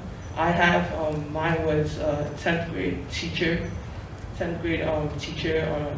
She was an algebra teacher, and she did just that. Over COVID, it was difficult to learn over COVID because we were on screen and we didn't get to form a connection with the teachers. But what she did was she strove to connect with her students. She taught me so much. I never really excelled at math, but because of her, I was able to get like 100 the whole quarter. And yeah, and a part of the assignment for the class was that we had to interview a teacher, so I picked her. And through that, I got to learn about her personally, her personal life, how she balanced teaching with her own personal life. And it was fun. It was amazing.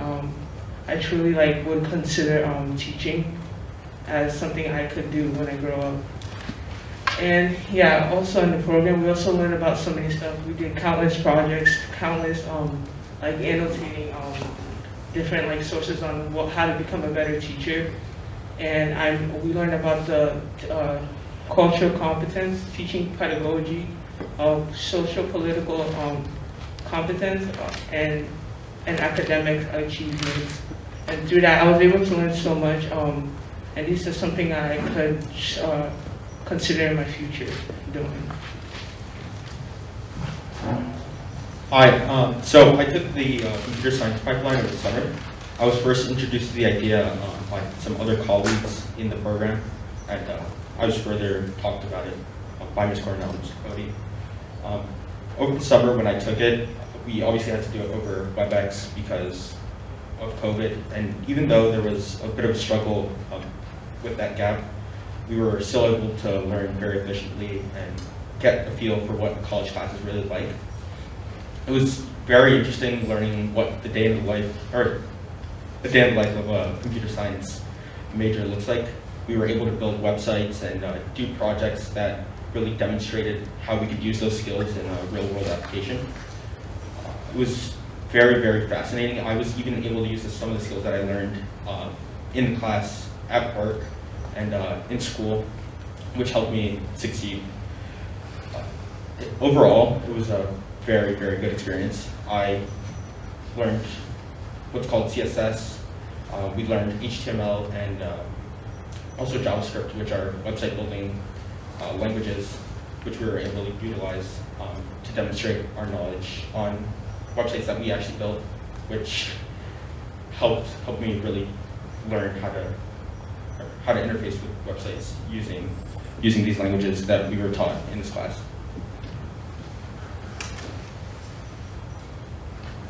Good evening, everyone. My name is Jessica Coronel, and I am the Assistant Director of the Pre-Collegiate Access Programs, as well as a 2010 alumni of Danbury High School. As you can see, our programs, like the discussion earlier, many of them is just to give them the exposure to college. What is college about, right? What is taking classes, whether it is dual enrollment or even pushing them to take the higher levels or honors and AP classes, especially as Stacy mentioned, they're first generation low-income students like myself. I was also an alumni of the program. And going even to college trips, taking classes during the summer, still having the education to help them prepare is very important. And right now we're actually recruiting for the program. Our applications came out February 1st. They're due March 25th. And they have to either get it from their counselors. We have great communications with all the middle school counselors as well as Danbury High School counselors. So they can find the application there. They can find it on our website. They can even come to our office at Westcon and get a copy. And we go through an interview, and due to the limited spots that we have, we do go to a committee to select the students. But I will welcome any efforts that you can help us to recruit more students. We do have spots available, and yeah. For your time. So, I want to kind of open this up to you guys. Any questions, comments, concerns? I've got an education degree, so. But before that, the one thing I did remember is we've also, we partnered up many years ago with the after-school program too. So one of the other things we help support here at Danbury High School is the after-school tutoring program and the twilight with some of the busing and things like that. So, we're really, connected to you guys. Questions, comments? So, Rob, if I can, I'd like to start with, one, I want to thank you and Jess for joining us this evening. Of course, the students, it was great to hear your story, particularly your inspiration from the algebra teacher. Thank you so much for sharing that. And Stacy, just so you know, we'll be in touch with you to make sure you don't get away to another district when you're ready to graduate. So to begin with, Rob, if you can, you and Jess, the Excel programs over the summer. And I'm curious, I'd love for the board to know, how many students are you typically working with? I love the word that Jess used when talking about exposure to college. And so, certainly the inspiration that comes from that experience probably pays huge dividends for us. We have some of that evidence in the audience tonight, if you guys can speak to that. Yeah, so I'll just tell you real quick, and then I'll let Jess kind of come in. And so we have a called a site advisor, each one of the schools that works with the students after school. They have meetings like once a month, once every, twice a month, where they'll meet with the students. We'll go on, I'll let you talk about the programming. So we do have representation in the schools, right? And so it gives the students a connection. One of the key successes, so the Upper Bound program and Excel type programs, which are similar to Talent Search, if you've heard of Talent Search in the past, is that, sort of the philosophy is to hire teachers in the school so the kids develop that rapport with the teacher and they have that connection going on. But they also work with them in the summer. So we have the Excel program, Upper Bound, Concap, all of these programs, including our college program. I mean, one of the important things is the mentors continued working with the students during the summer. So if when the fall semester ended, they could continue in the spring semester, but once those college kids went home, they still had that mentor to talk to, right? That continuity. In a similar fashion, the Excel program, Concap and Upper Bound, when they're done with you guys here at the post school during the academic year, I mean, they're coming right to us, right? And so we keep that wheel spinning. We do give them a little bit of time to go off in their small. But just talk a little bit about the program. So we try to recruit 25 students per middle school.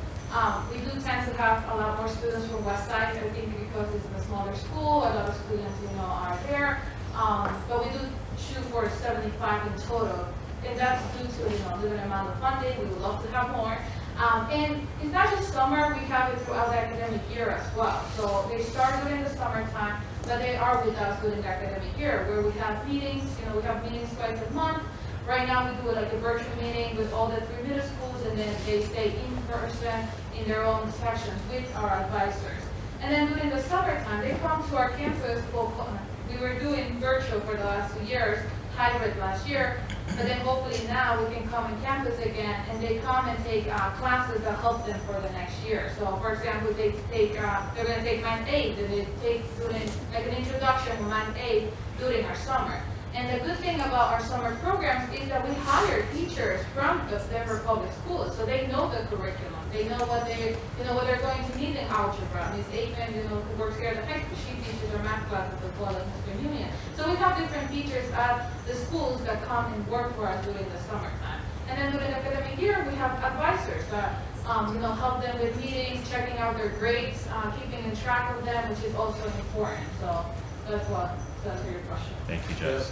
Other than, listen, we do so much, I'm gonna tell you. So we have academic contracts that the advisors have with all the students after each marking period, where students set their goals, so they can, they know what goal that they can achieve, or what they want to achieve.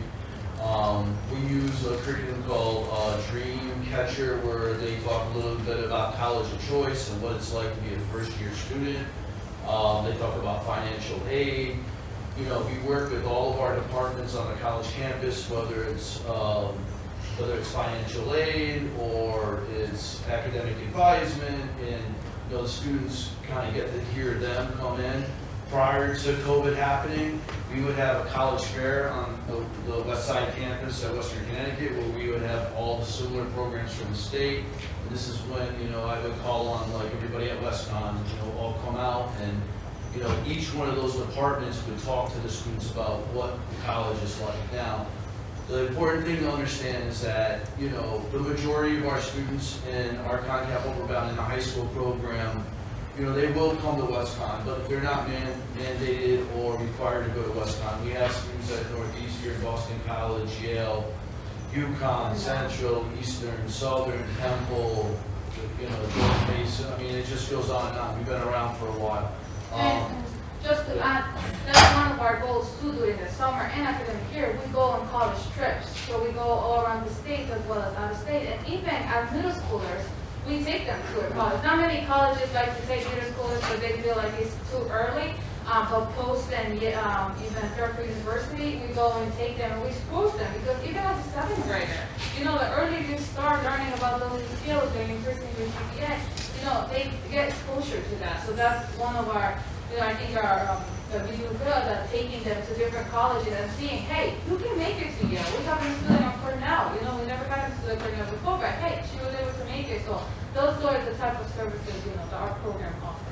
And Jess and Rob, just one more statement and question. The statement number one, we've had an opportunity, Kim and I selfishly were very happy and excited to be able to hire 3 teachers in the last 2 years as a result of this pipeline, and look forward to more great candidates that can serve as teachers in our school community.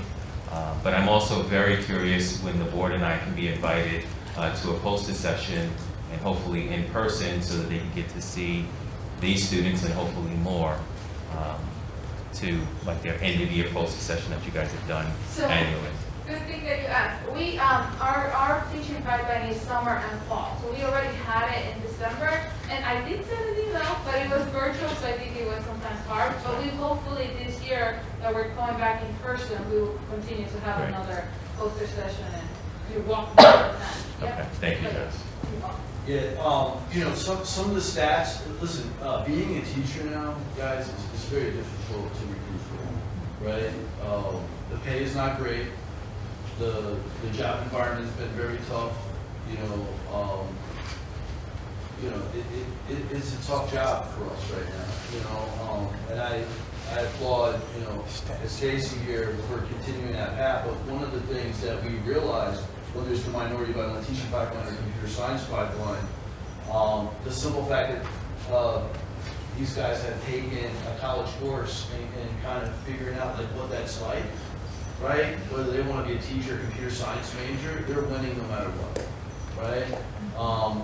About 21%, Jess, right, that have gone through a program have pursued an education degree after high school. So that's what that number looks like right now.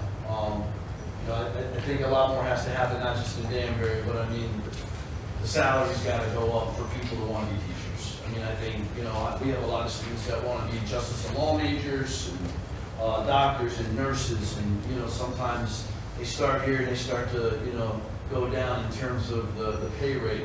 But, what I heard is Stacy say, earlier that she wants to come back and make a difference in her community. Those are the students that we're looking for to put into these programs. So, yeah. Anything else from anybody? Teresa? Just one question. You were talking about mentors from Westcon. Yep. Are they full-time professors? No. So the mentors are actually students who have gone through the program and have graduated through the program. And so they have similar life circumstances, is what I like to use, right? And so we match these students up with students that are interested in the same major. Or that, like I said, they've gone through similar life circumstances, right? And so, sometimes it's great. Sometimes we go through a couple mentors before we get the right one, right? But that's who they are. They're all students from Westcon. And again, we try to match up with the major that the students are interested in. I want to ask the question that I asked probably about 8-10 years ago when you came before the board.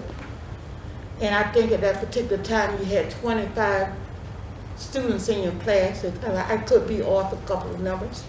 And my concern at that particular time, as you brought the students or graduating class before the board and you did your presentation, that out of 25 or 30 students, you only had one African-American person. So my question would be, how do you attract students and get them in this class besides staying within a certain category? Because we all know that now that most of the places around us that are hiring teachers, they're trying to diversify their staff. So as we have been talking about this pipeline for quite a few years, I'm just concerned that if you have 25 students, you only have one African American student. And you can use the word diversity or not. I'm talking about out of 25 students, you have one African American student. So how do you need some type of help and support to get other youth involved in this program? So one of the things that we did 3 years ago is that it's not just students in our Conquer Local Bounds program. We actually opened to the whole high school, juniors and seniors. And with the help of Dr. Martins as well as the counselors, they send it to anyone who's interested in being an education major. We even changed it. Before we used to have our flyers in English and in Spanish. That might have attracted some of the Hispanic population more, right? So we stopped that and we actually make sure that we put the education piece first. So even our flyers say, are you interested in education? Are you interested in becoming a teacher? Even if they don't fit the minority bilingual piece, we try to make sure we connect them with other programs as well.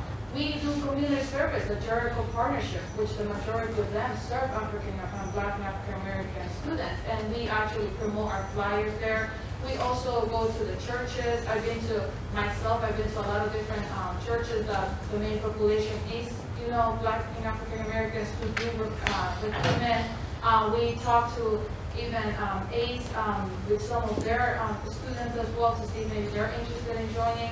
So we try to definitely not single out any population, but at the same time, they have to apply. They have to make sure they bring in the application, they bring all the documents. Our application is not, it's expensive because we do have certain requirements like their taxes, the birth certificate, which sometimes the parents have to be involved with as well. But we sit down with them, we do recruitment sessions, and Ms. Cooper, I would love to, see what other places, we can go. We've been to New Hope, we've been to some of the bridge programs here, even Pathways, we had a connection there. So we try to recruit, but it's tough when we're competing with Jericho, we're competing with other programs that are doing similar services like us, but they tend to serve, that population more. But we do send them, we do invite them, we try to, create that partnership as well.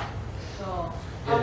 The other thing on the flyer that we talked about at the college is that, trying to find different ways to recruit students to be teachers, right? So a lot of superintendents started as a teacher, or coaches, you want to be a coach, be a teacher, you want to be an administrator, you want to be a counselor, a principal, some of these things we would put on the flyer because they don't think of that as being a teacher, but we all start somewhere and then we work our way up. We get the 092 and just keep going, right? So we try to find other ways, not just say, hey, be a teacher, but hey, you can do all these other things with an education degree as well. So.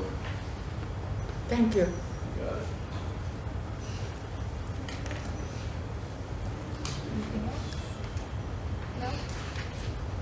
Jess, Rob, thank you so much for joining us this evening. And students, Stacy, thank you for joining us. Thank you so much. Thanks for having us.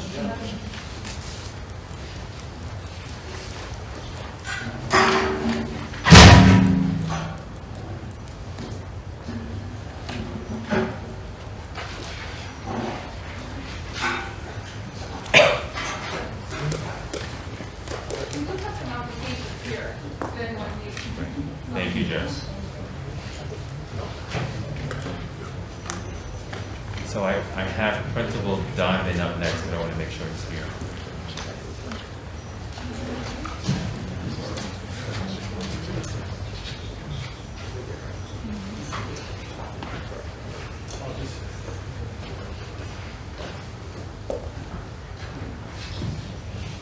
Good evening. Thanks for having us.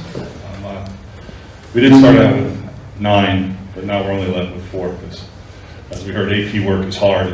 And they had to go do something. So, I will ask that the board, the superintendent, when you're making the agendas, if we could have kids go first in the future, just to get us out of here quicker. I know tonight was a different story than usual, but these troopers held on, and I had to make a video saying they were excused from the first period. So we're here to talk about our Voice of Change projects. This was an awesome thing for a principal because I got a letter from the superintendent email that said, hey Dan, look at this. This is this awesome grant process type project thing that the state's putting on. We should really look into it. And I'm thinking, all right, who am I going to tap on the shoulder for this one to get it done? 2 hours later, I get an email from Ms. Lorenz, who turns and says, hey, I noticed this Danbury is not on this list for eligible for the grant. I just went, forward, there you go. And she was like, yes, I'll run with it. So they're doing some great work. I'm going to turn it over to Ms. Lorenz, and they're going to run through this because they're doing all of the work. I just pretty much forwarded an email. So here you go, Ms. Lorenz. Thank you, Ms. Lorenz. Thank you. That would be great. Right, yes? My hand. Having it stationary.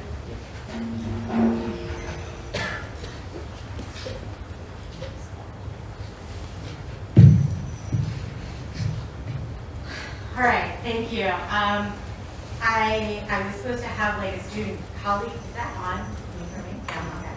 I was supposed to have a student with me doing this together, but it'll all work out just fine. These are real troopers. So. It's on. It's on. Okay. So, Voice for Change project is, and these are my students that were here to present. 4 of them are still left, and they'll introduce themselves as they do their section. But the Voice for Change project is a state initiative that was to try to get high school students to develop policies to address problems, issues that they see in their school. And it was to gain $20,000 of state education money to run with the proposal that they came up with. These were the funding priorities, as I know you're well aware of. These were the funding priorities that their projects had to align with. And this is kind of the roadmap. Right now, we're at 3. They introduced it. The students engaged in a whole bunch of activities in my classroom to get ready to write a draft. They peer edited those drafts. They got feedback from me. They wrote final drafts, and they submitted those proposals. We are actually still awaiting, as of today, indications as to whether or not all of those proposals have been deemed eligible to compete. And when I mean compete, right now, unless a date gets pushed, on March 11th, students in all of DHS are going to be able to vote on which should be the winning proposal. There are an additional 5 projects that can win at the state level that the State Commissioner of Education gets to choose. So there's always a possibility that we might actually have 2 winners. And then at some point in the spring, the State Department of Education will announce the winners, and then the funding will be provided sometime before the next school year. So a lot of my kids in my classes are seniors, so it's like, well, what do we do about that? So some of our teams are a mixture of seniors and juniors, but we are also told by the state that if they're graduating seniors, that the next year's AP GoPo class, Government and Politics, can run with the program and make it happen. Or the juniors that are in my class this year can choose to help me make that happen if they're not the winning proposal. So I was left with that, okay, this is awesome, this is great. Public policy.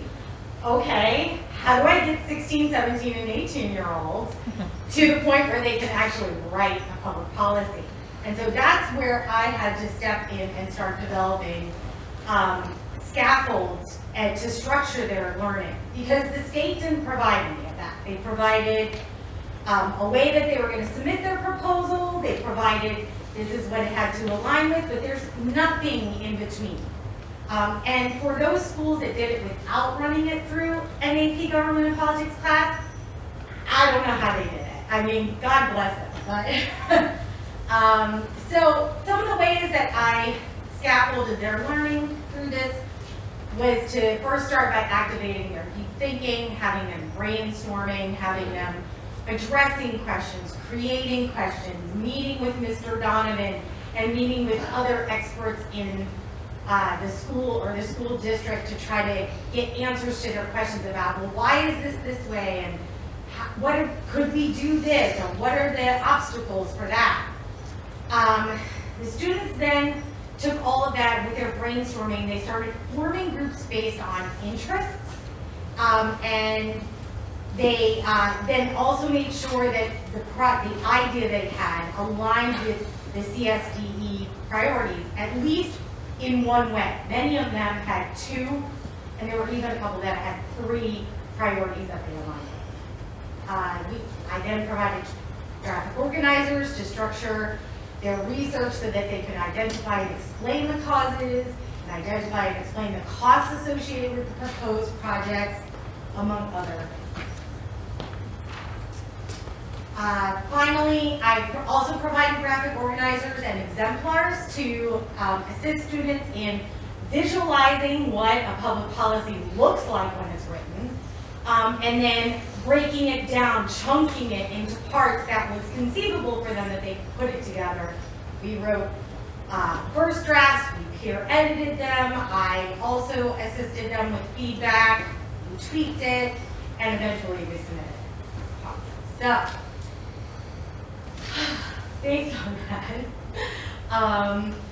this was the student-generated ideas, which I think is really important for you to see what the students came up with. This wasn't their final project, but these were ideas and concerns they had about DHS facilities, for example, on this page,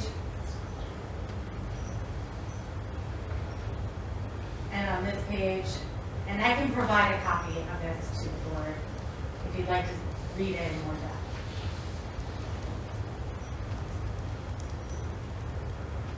And then they also had concerns about student needs and family needs.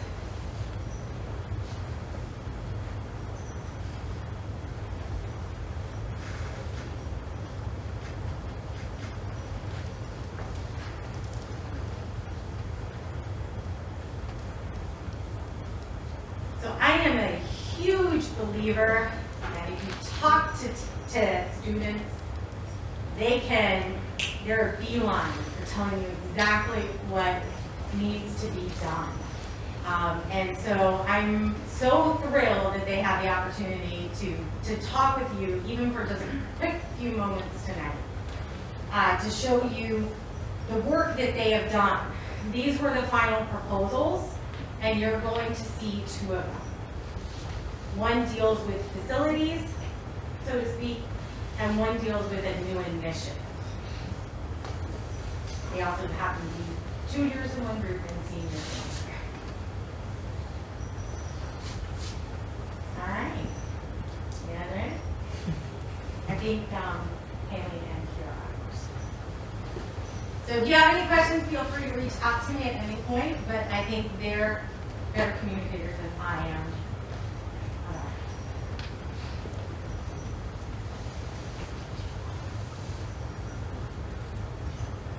So this is the Hatter Hill Science Funding Project. And I'm Haley, and this is Kira, and we're juniors at DHS. Okay, so our proposal has 2 parts. So the first part is basically to refresh the science equipment and increase the funding for the science classes. So a lot of science classes, they don't have up-to-date technology, and the things that they have to work with are the things that would allow for the best learning. So we would increase the funding so that all the science classrooms are able to have what they need so that they can have the most enriched classes. And then the second part of our proposal is the greenhouse system. So we wanted to build a greenhouse on the Hatter Hill, which is in the front of the school, near the science wing. And these greenhouses will be able to connect to a bunch of different science classes, as well as special ed classes and culinary classes, things like that. So it could be really a community project that would increase the learning of so many different areas of the school. This project and our proposal is necessary at DHS because there's so much that we lack, especially in the science department with the funding, and all the different science classrooms aren't able to get the full experience that they can get from their teachers because the teachers don't have the things that they need. So our proposal would help this so that every student can get the best opportunity, and the teachers would be able to teach what they, to the best of their ability with the materials that they can. So the priorities that our proposal aligns with is learning, acceleration, academic renewal, and student enrichment. So basically this can provide a lot of enrichment for students. It can provide new clubs, it can provide new lessons for teachers, and other extracurricular activities. And it can, the other priority aligns with is strategic use of technology, staff development, and the digital divide, which basically means we're providing new technology for the students because our current technology is outdated and these will last for years to come. So the greenhouse location is on the Hatter Hill, is what we like to call it, and it's adjacent to the science classroom. And our budget, so we went around to the DHS science teachers and we asked them what they needed, and basically we put about 40% of our budget towards the greenhouse and 60% of our budget towards equipment. That's about $17,000, and we have about $3,000 left for like a cushion in case anything's more expensive or something goes wrong. And that's it.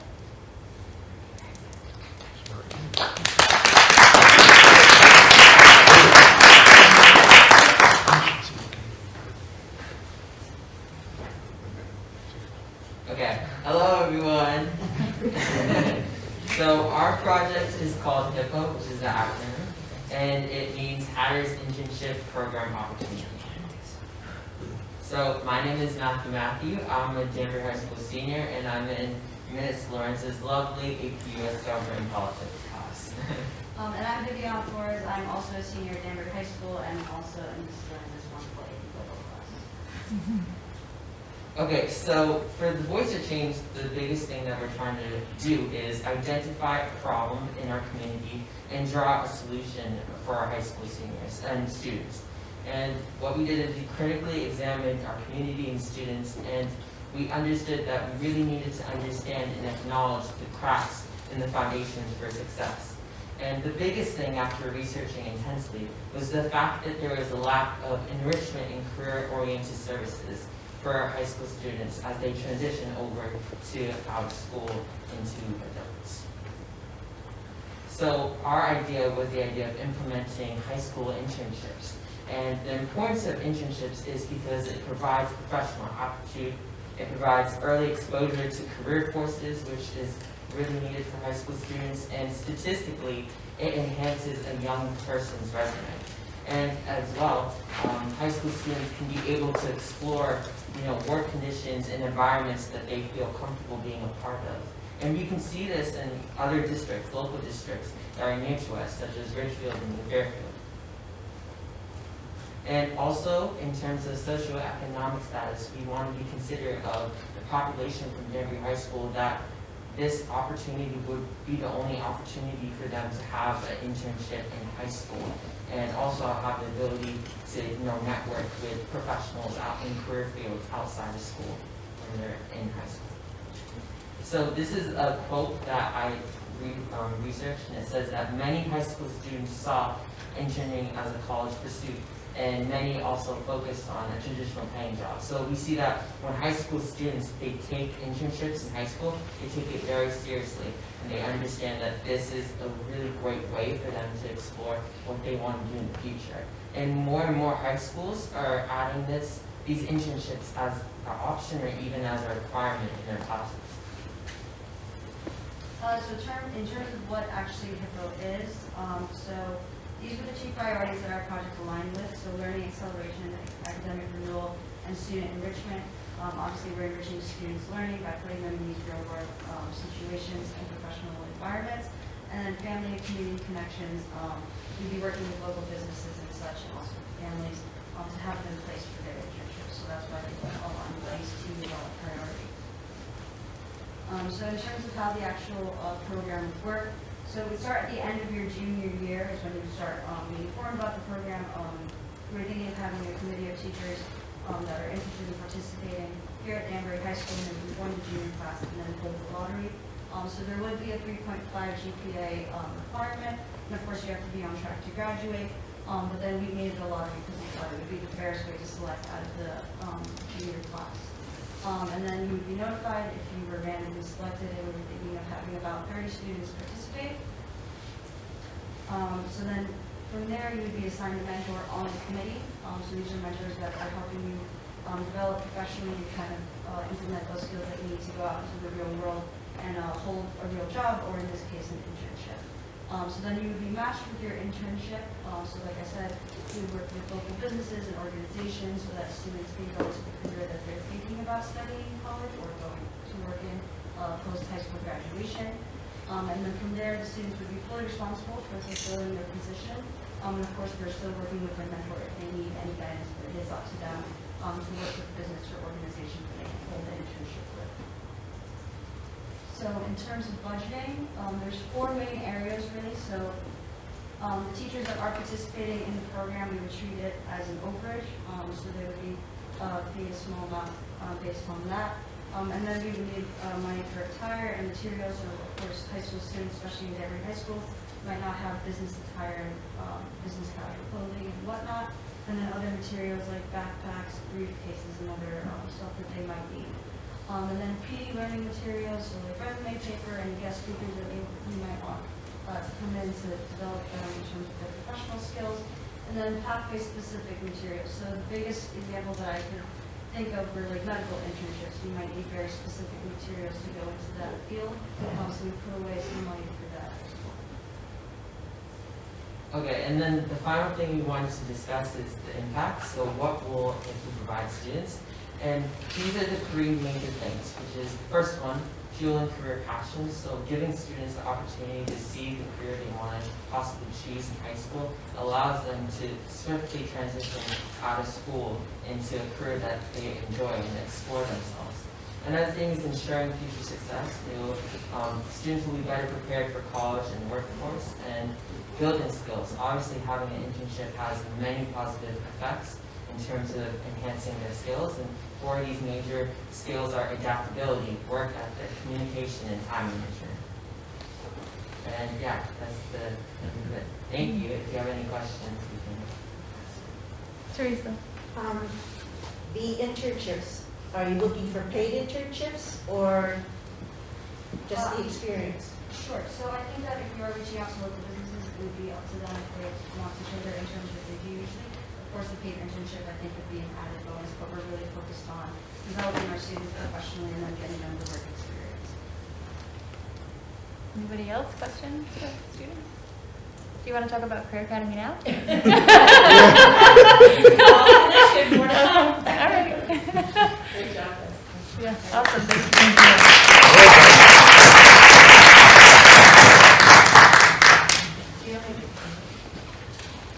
If you do have any other questions about Voice for Change that I can address, I'm happy to do that. But I think you see how incredible our students took this on and really just developed some wonderful ideas, innovative ideas, came up with how they're going to pay for it. And so, yeah, I'm just going to once again encourage, talk to the kids. They know, they have ideas, and they're really great advocates for their fellow classroom colleagues. So, thank you so much for your time and effort this evening. Awesome. Thank you. Thank you. Thank you.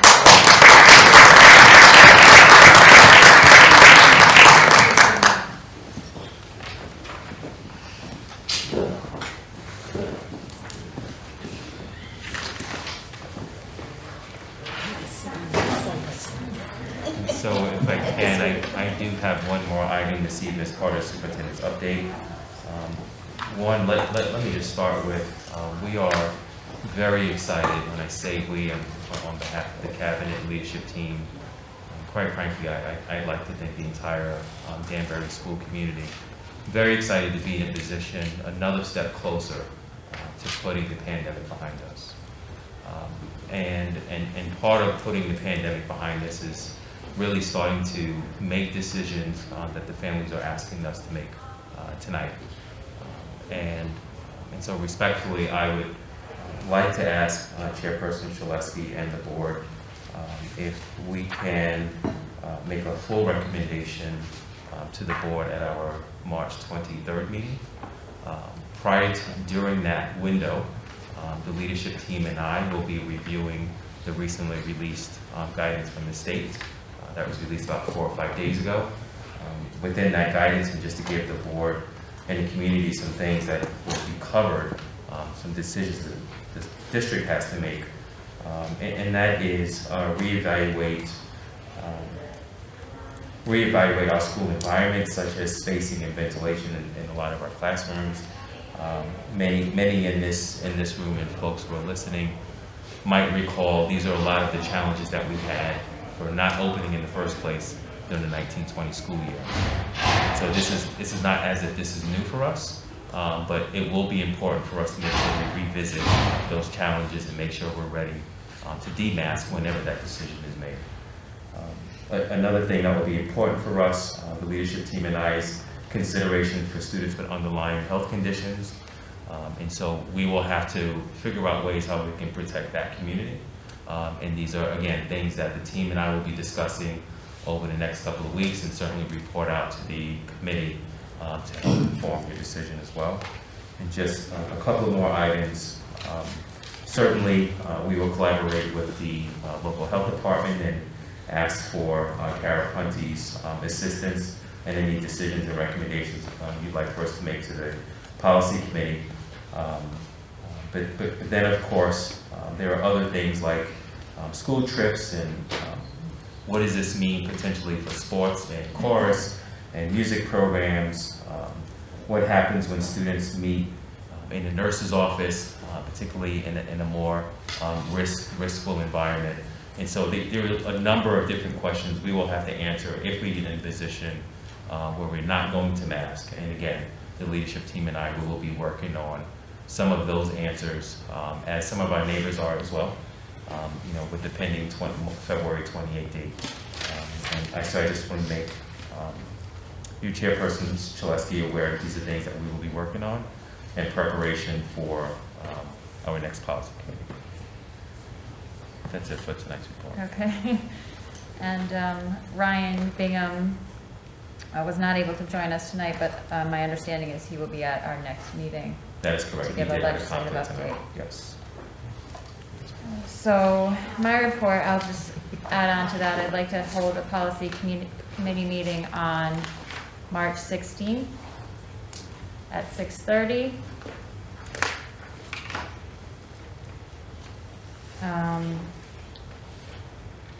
And query for you about remote meetings versus in person. Are we still allowed?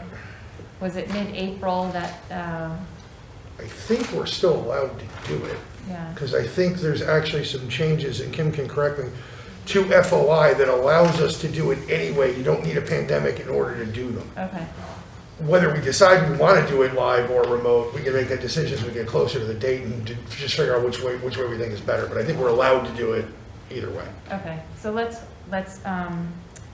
tentatively schedule a Zoom meeting then, virtual, for the 16th?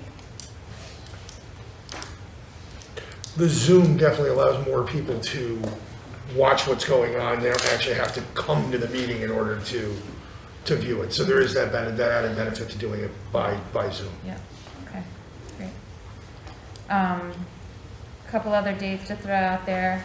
How to Keep It Civil on Tuesday, March 8th at 12 noon. It's a virtual a webinar hosted by CCM and CABE. It's free.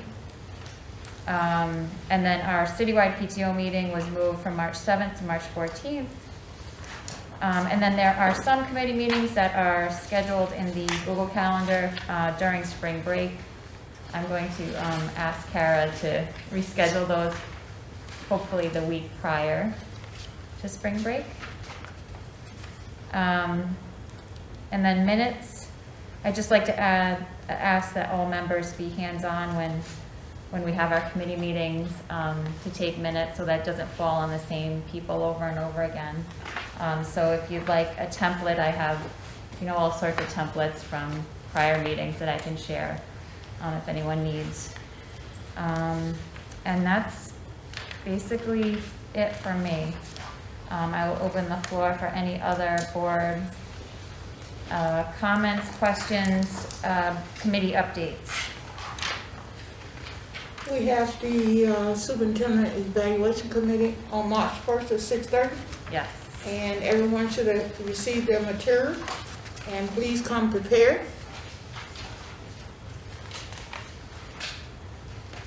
Thank you. So the SADC has been meeting regularly. They are looking for mentors actively. So if you're interested in being a mentor or know a place of business that can get a group of mentors, please let us know. DSABC is also starting fundraising, hopefully doing like dining in restaurants throughout the community and raising funds that way. The first one is March 7th at Texas Roadhouse, go figure. But so, they're very active right now with a bunch of stuff going on, so that's great. And then Kevin, I just had a question for you. I know we've been talking about Hannah Square forever, and I just wonder where we are with that, because the robocalls to check your email are getting a little frustrating. I'm going to ask Mike to help us out with some of the logistics. And Mike, can you tell us where we are with some of the logistics?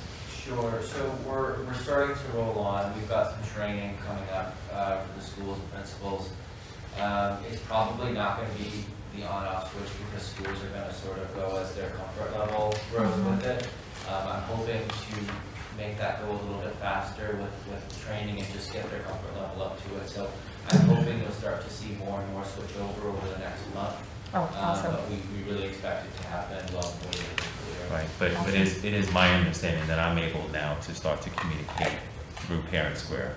Okay. My understanding is the challenge is for families to begin to accept whether they want to receive this information in a catalog, in a weekly catalog way, whether they can change the ways on how to receive it in terms of languages. They actually have to sign into the system in order to accept it in different languages and really access the different options. But I am able now to start communicating in Parent Square. Okay. And so I will. Okay, awesome. And I'm hoping that will push some of our families to now start to activate, download the app, etc. Okay. I feel once parents realize that'll cut back, maybe on phone calls, they'll be apt to do that. Thank you. Thank you. Madam Chair, Yes, go ahead. just for possible consideration, looks like you have a sites and facilities meeting on the high holy day of St. Patty's Day. Just saying that.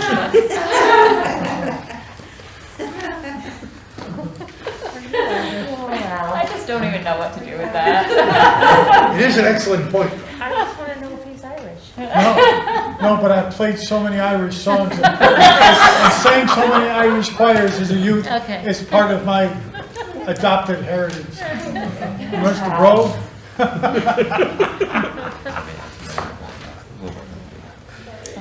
You could have left it We will work on an alone. alternate. We will work on an alternate day, so and communicate that with the chair. She could have left it alone. He likes coordinating. That's all right.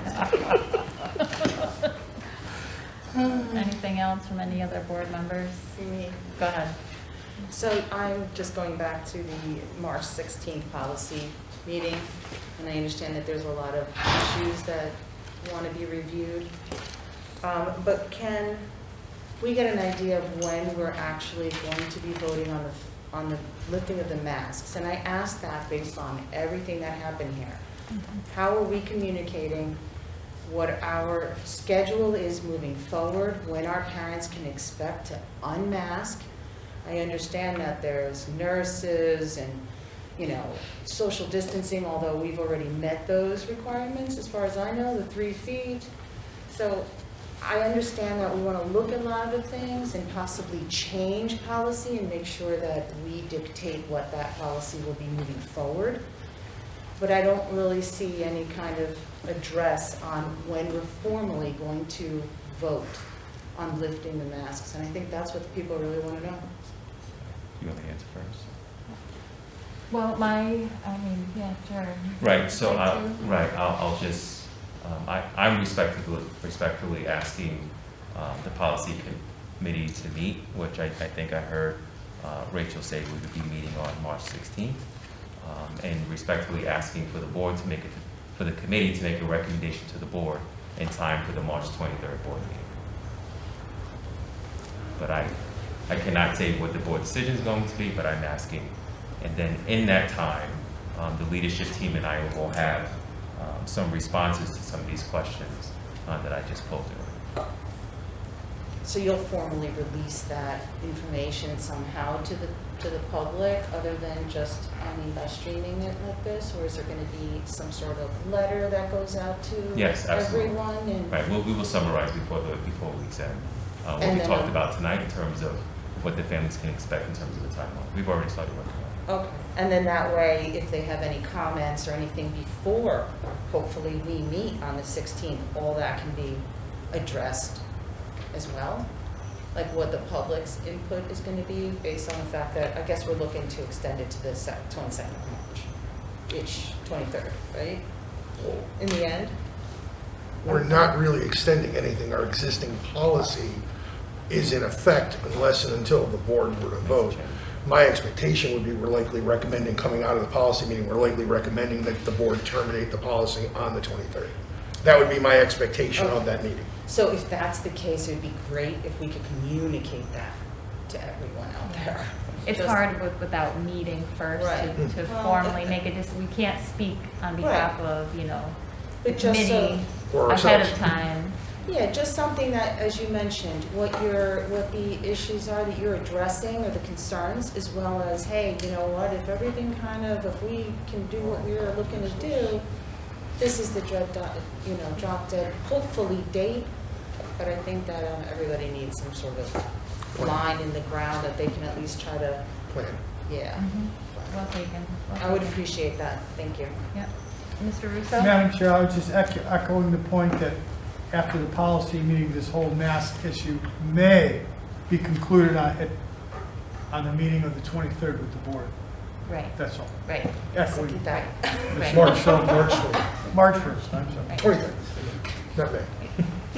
Teresa? I think I want to expound on what Michelle was saying. If we can explain our reasoning for the delay until the 23rd for consideration of this policy, or why did we reach that particular time frame? Mm-hmm. I think would be helpful. I understand there's reasoning, Sure. and I think making it public might help.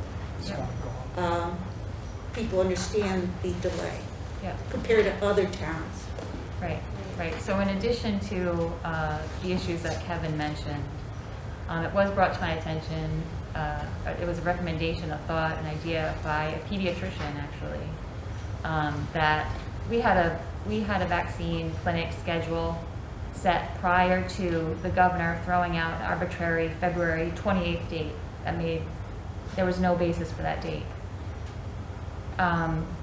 The last vaccine schedule, the second dose would be given on March 8th. That would, I'm talking about for our 5 to 11-year-old age group. That's just newly eligible for vaccines. So they would be fully vaccinated by March 22nd, which is, it gives them an opportunity for families who are planning to have their children fully vaccinated by that time before the masks come off. What else do I want to say to that? Rachel, if I- Having if I may. listened to many, many calls with the State Department of Ed and the Department of Public Health, we were told that we would be receiving specific criteria on how to make the decision, and then what were the protocols? Well, I mean, the guidance came out, right? Friday night. or lack thereof. And so, I mean, that was part of the delay as well. I don't know what the CDC has come out in any. I haven't seen anything from the CDC yet, although we're told it's coming. One of the other issues that I talked to Rachel about before last week's policy committee and then even after. Number one, we didn't have the state guidance. Number two, we didn't even know that the order was going to come down because remember, Special Act 22-1 allows the mask mandate to be terminated as of February 28th. It does not require it. It actually extended the mask mandate to the end of June, subject to it being terminated by the Commissioner of the Department of Public Health. She actually issued that order tonight while we were sitting here. We didn't know when that order was coming down. We couldn't act really without that. So, and any town that did act was acting in derogation of the state guidance before last week, and was terminating in the expectation they were getting that order from the state. It literally came into my phone while we were sitting here. So we only got that guidance today. We obviously haven't had a chance to look at it. So then you're saying that it can be lifted without the policy step going through now, like through the state? Is that what I just understood? No, well, In a sense? in theory, we could vote, but I think what Kevin's saying is I get- there's a bunch of moving parts we need to make sure that we have lined up in order to do it, that's all, which is the part about having a policy committee on the 16th. Followed by this, the policy committee has to oversee policy and make a recommendation to the board. That's just, Right. that's the regular order set Right. forth in our That's bylaw. the procedure that we have to follow. Enacting a policy is even harder, Right. because that requires 2 readings, correct? Correct. Withdrawing a policy would really only require a recommendation to the board and then a vote. Right. So that's the theory behind that delay, in addition to all of those things that Kevin mentioned, in addition to, we can't even open windows in the G building, and, I mean, there's a lot of factors, it's multifaceted criteria that we should consider in that decision. Entertain a motion to adjourn? Second. Moved by Joe, seconded by Al. All those in favor? Aye. We are adjourned.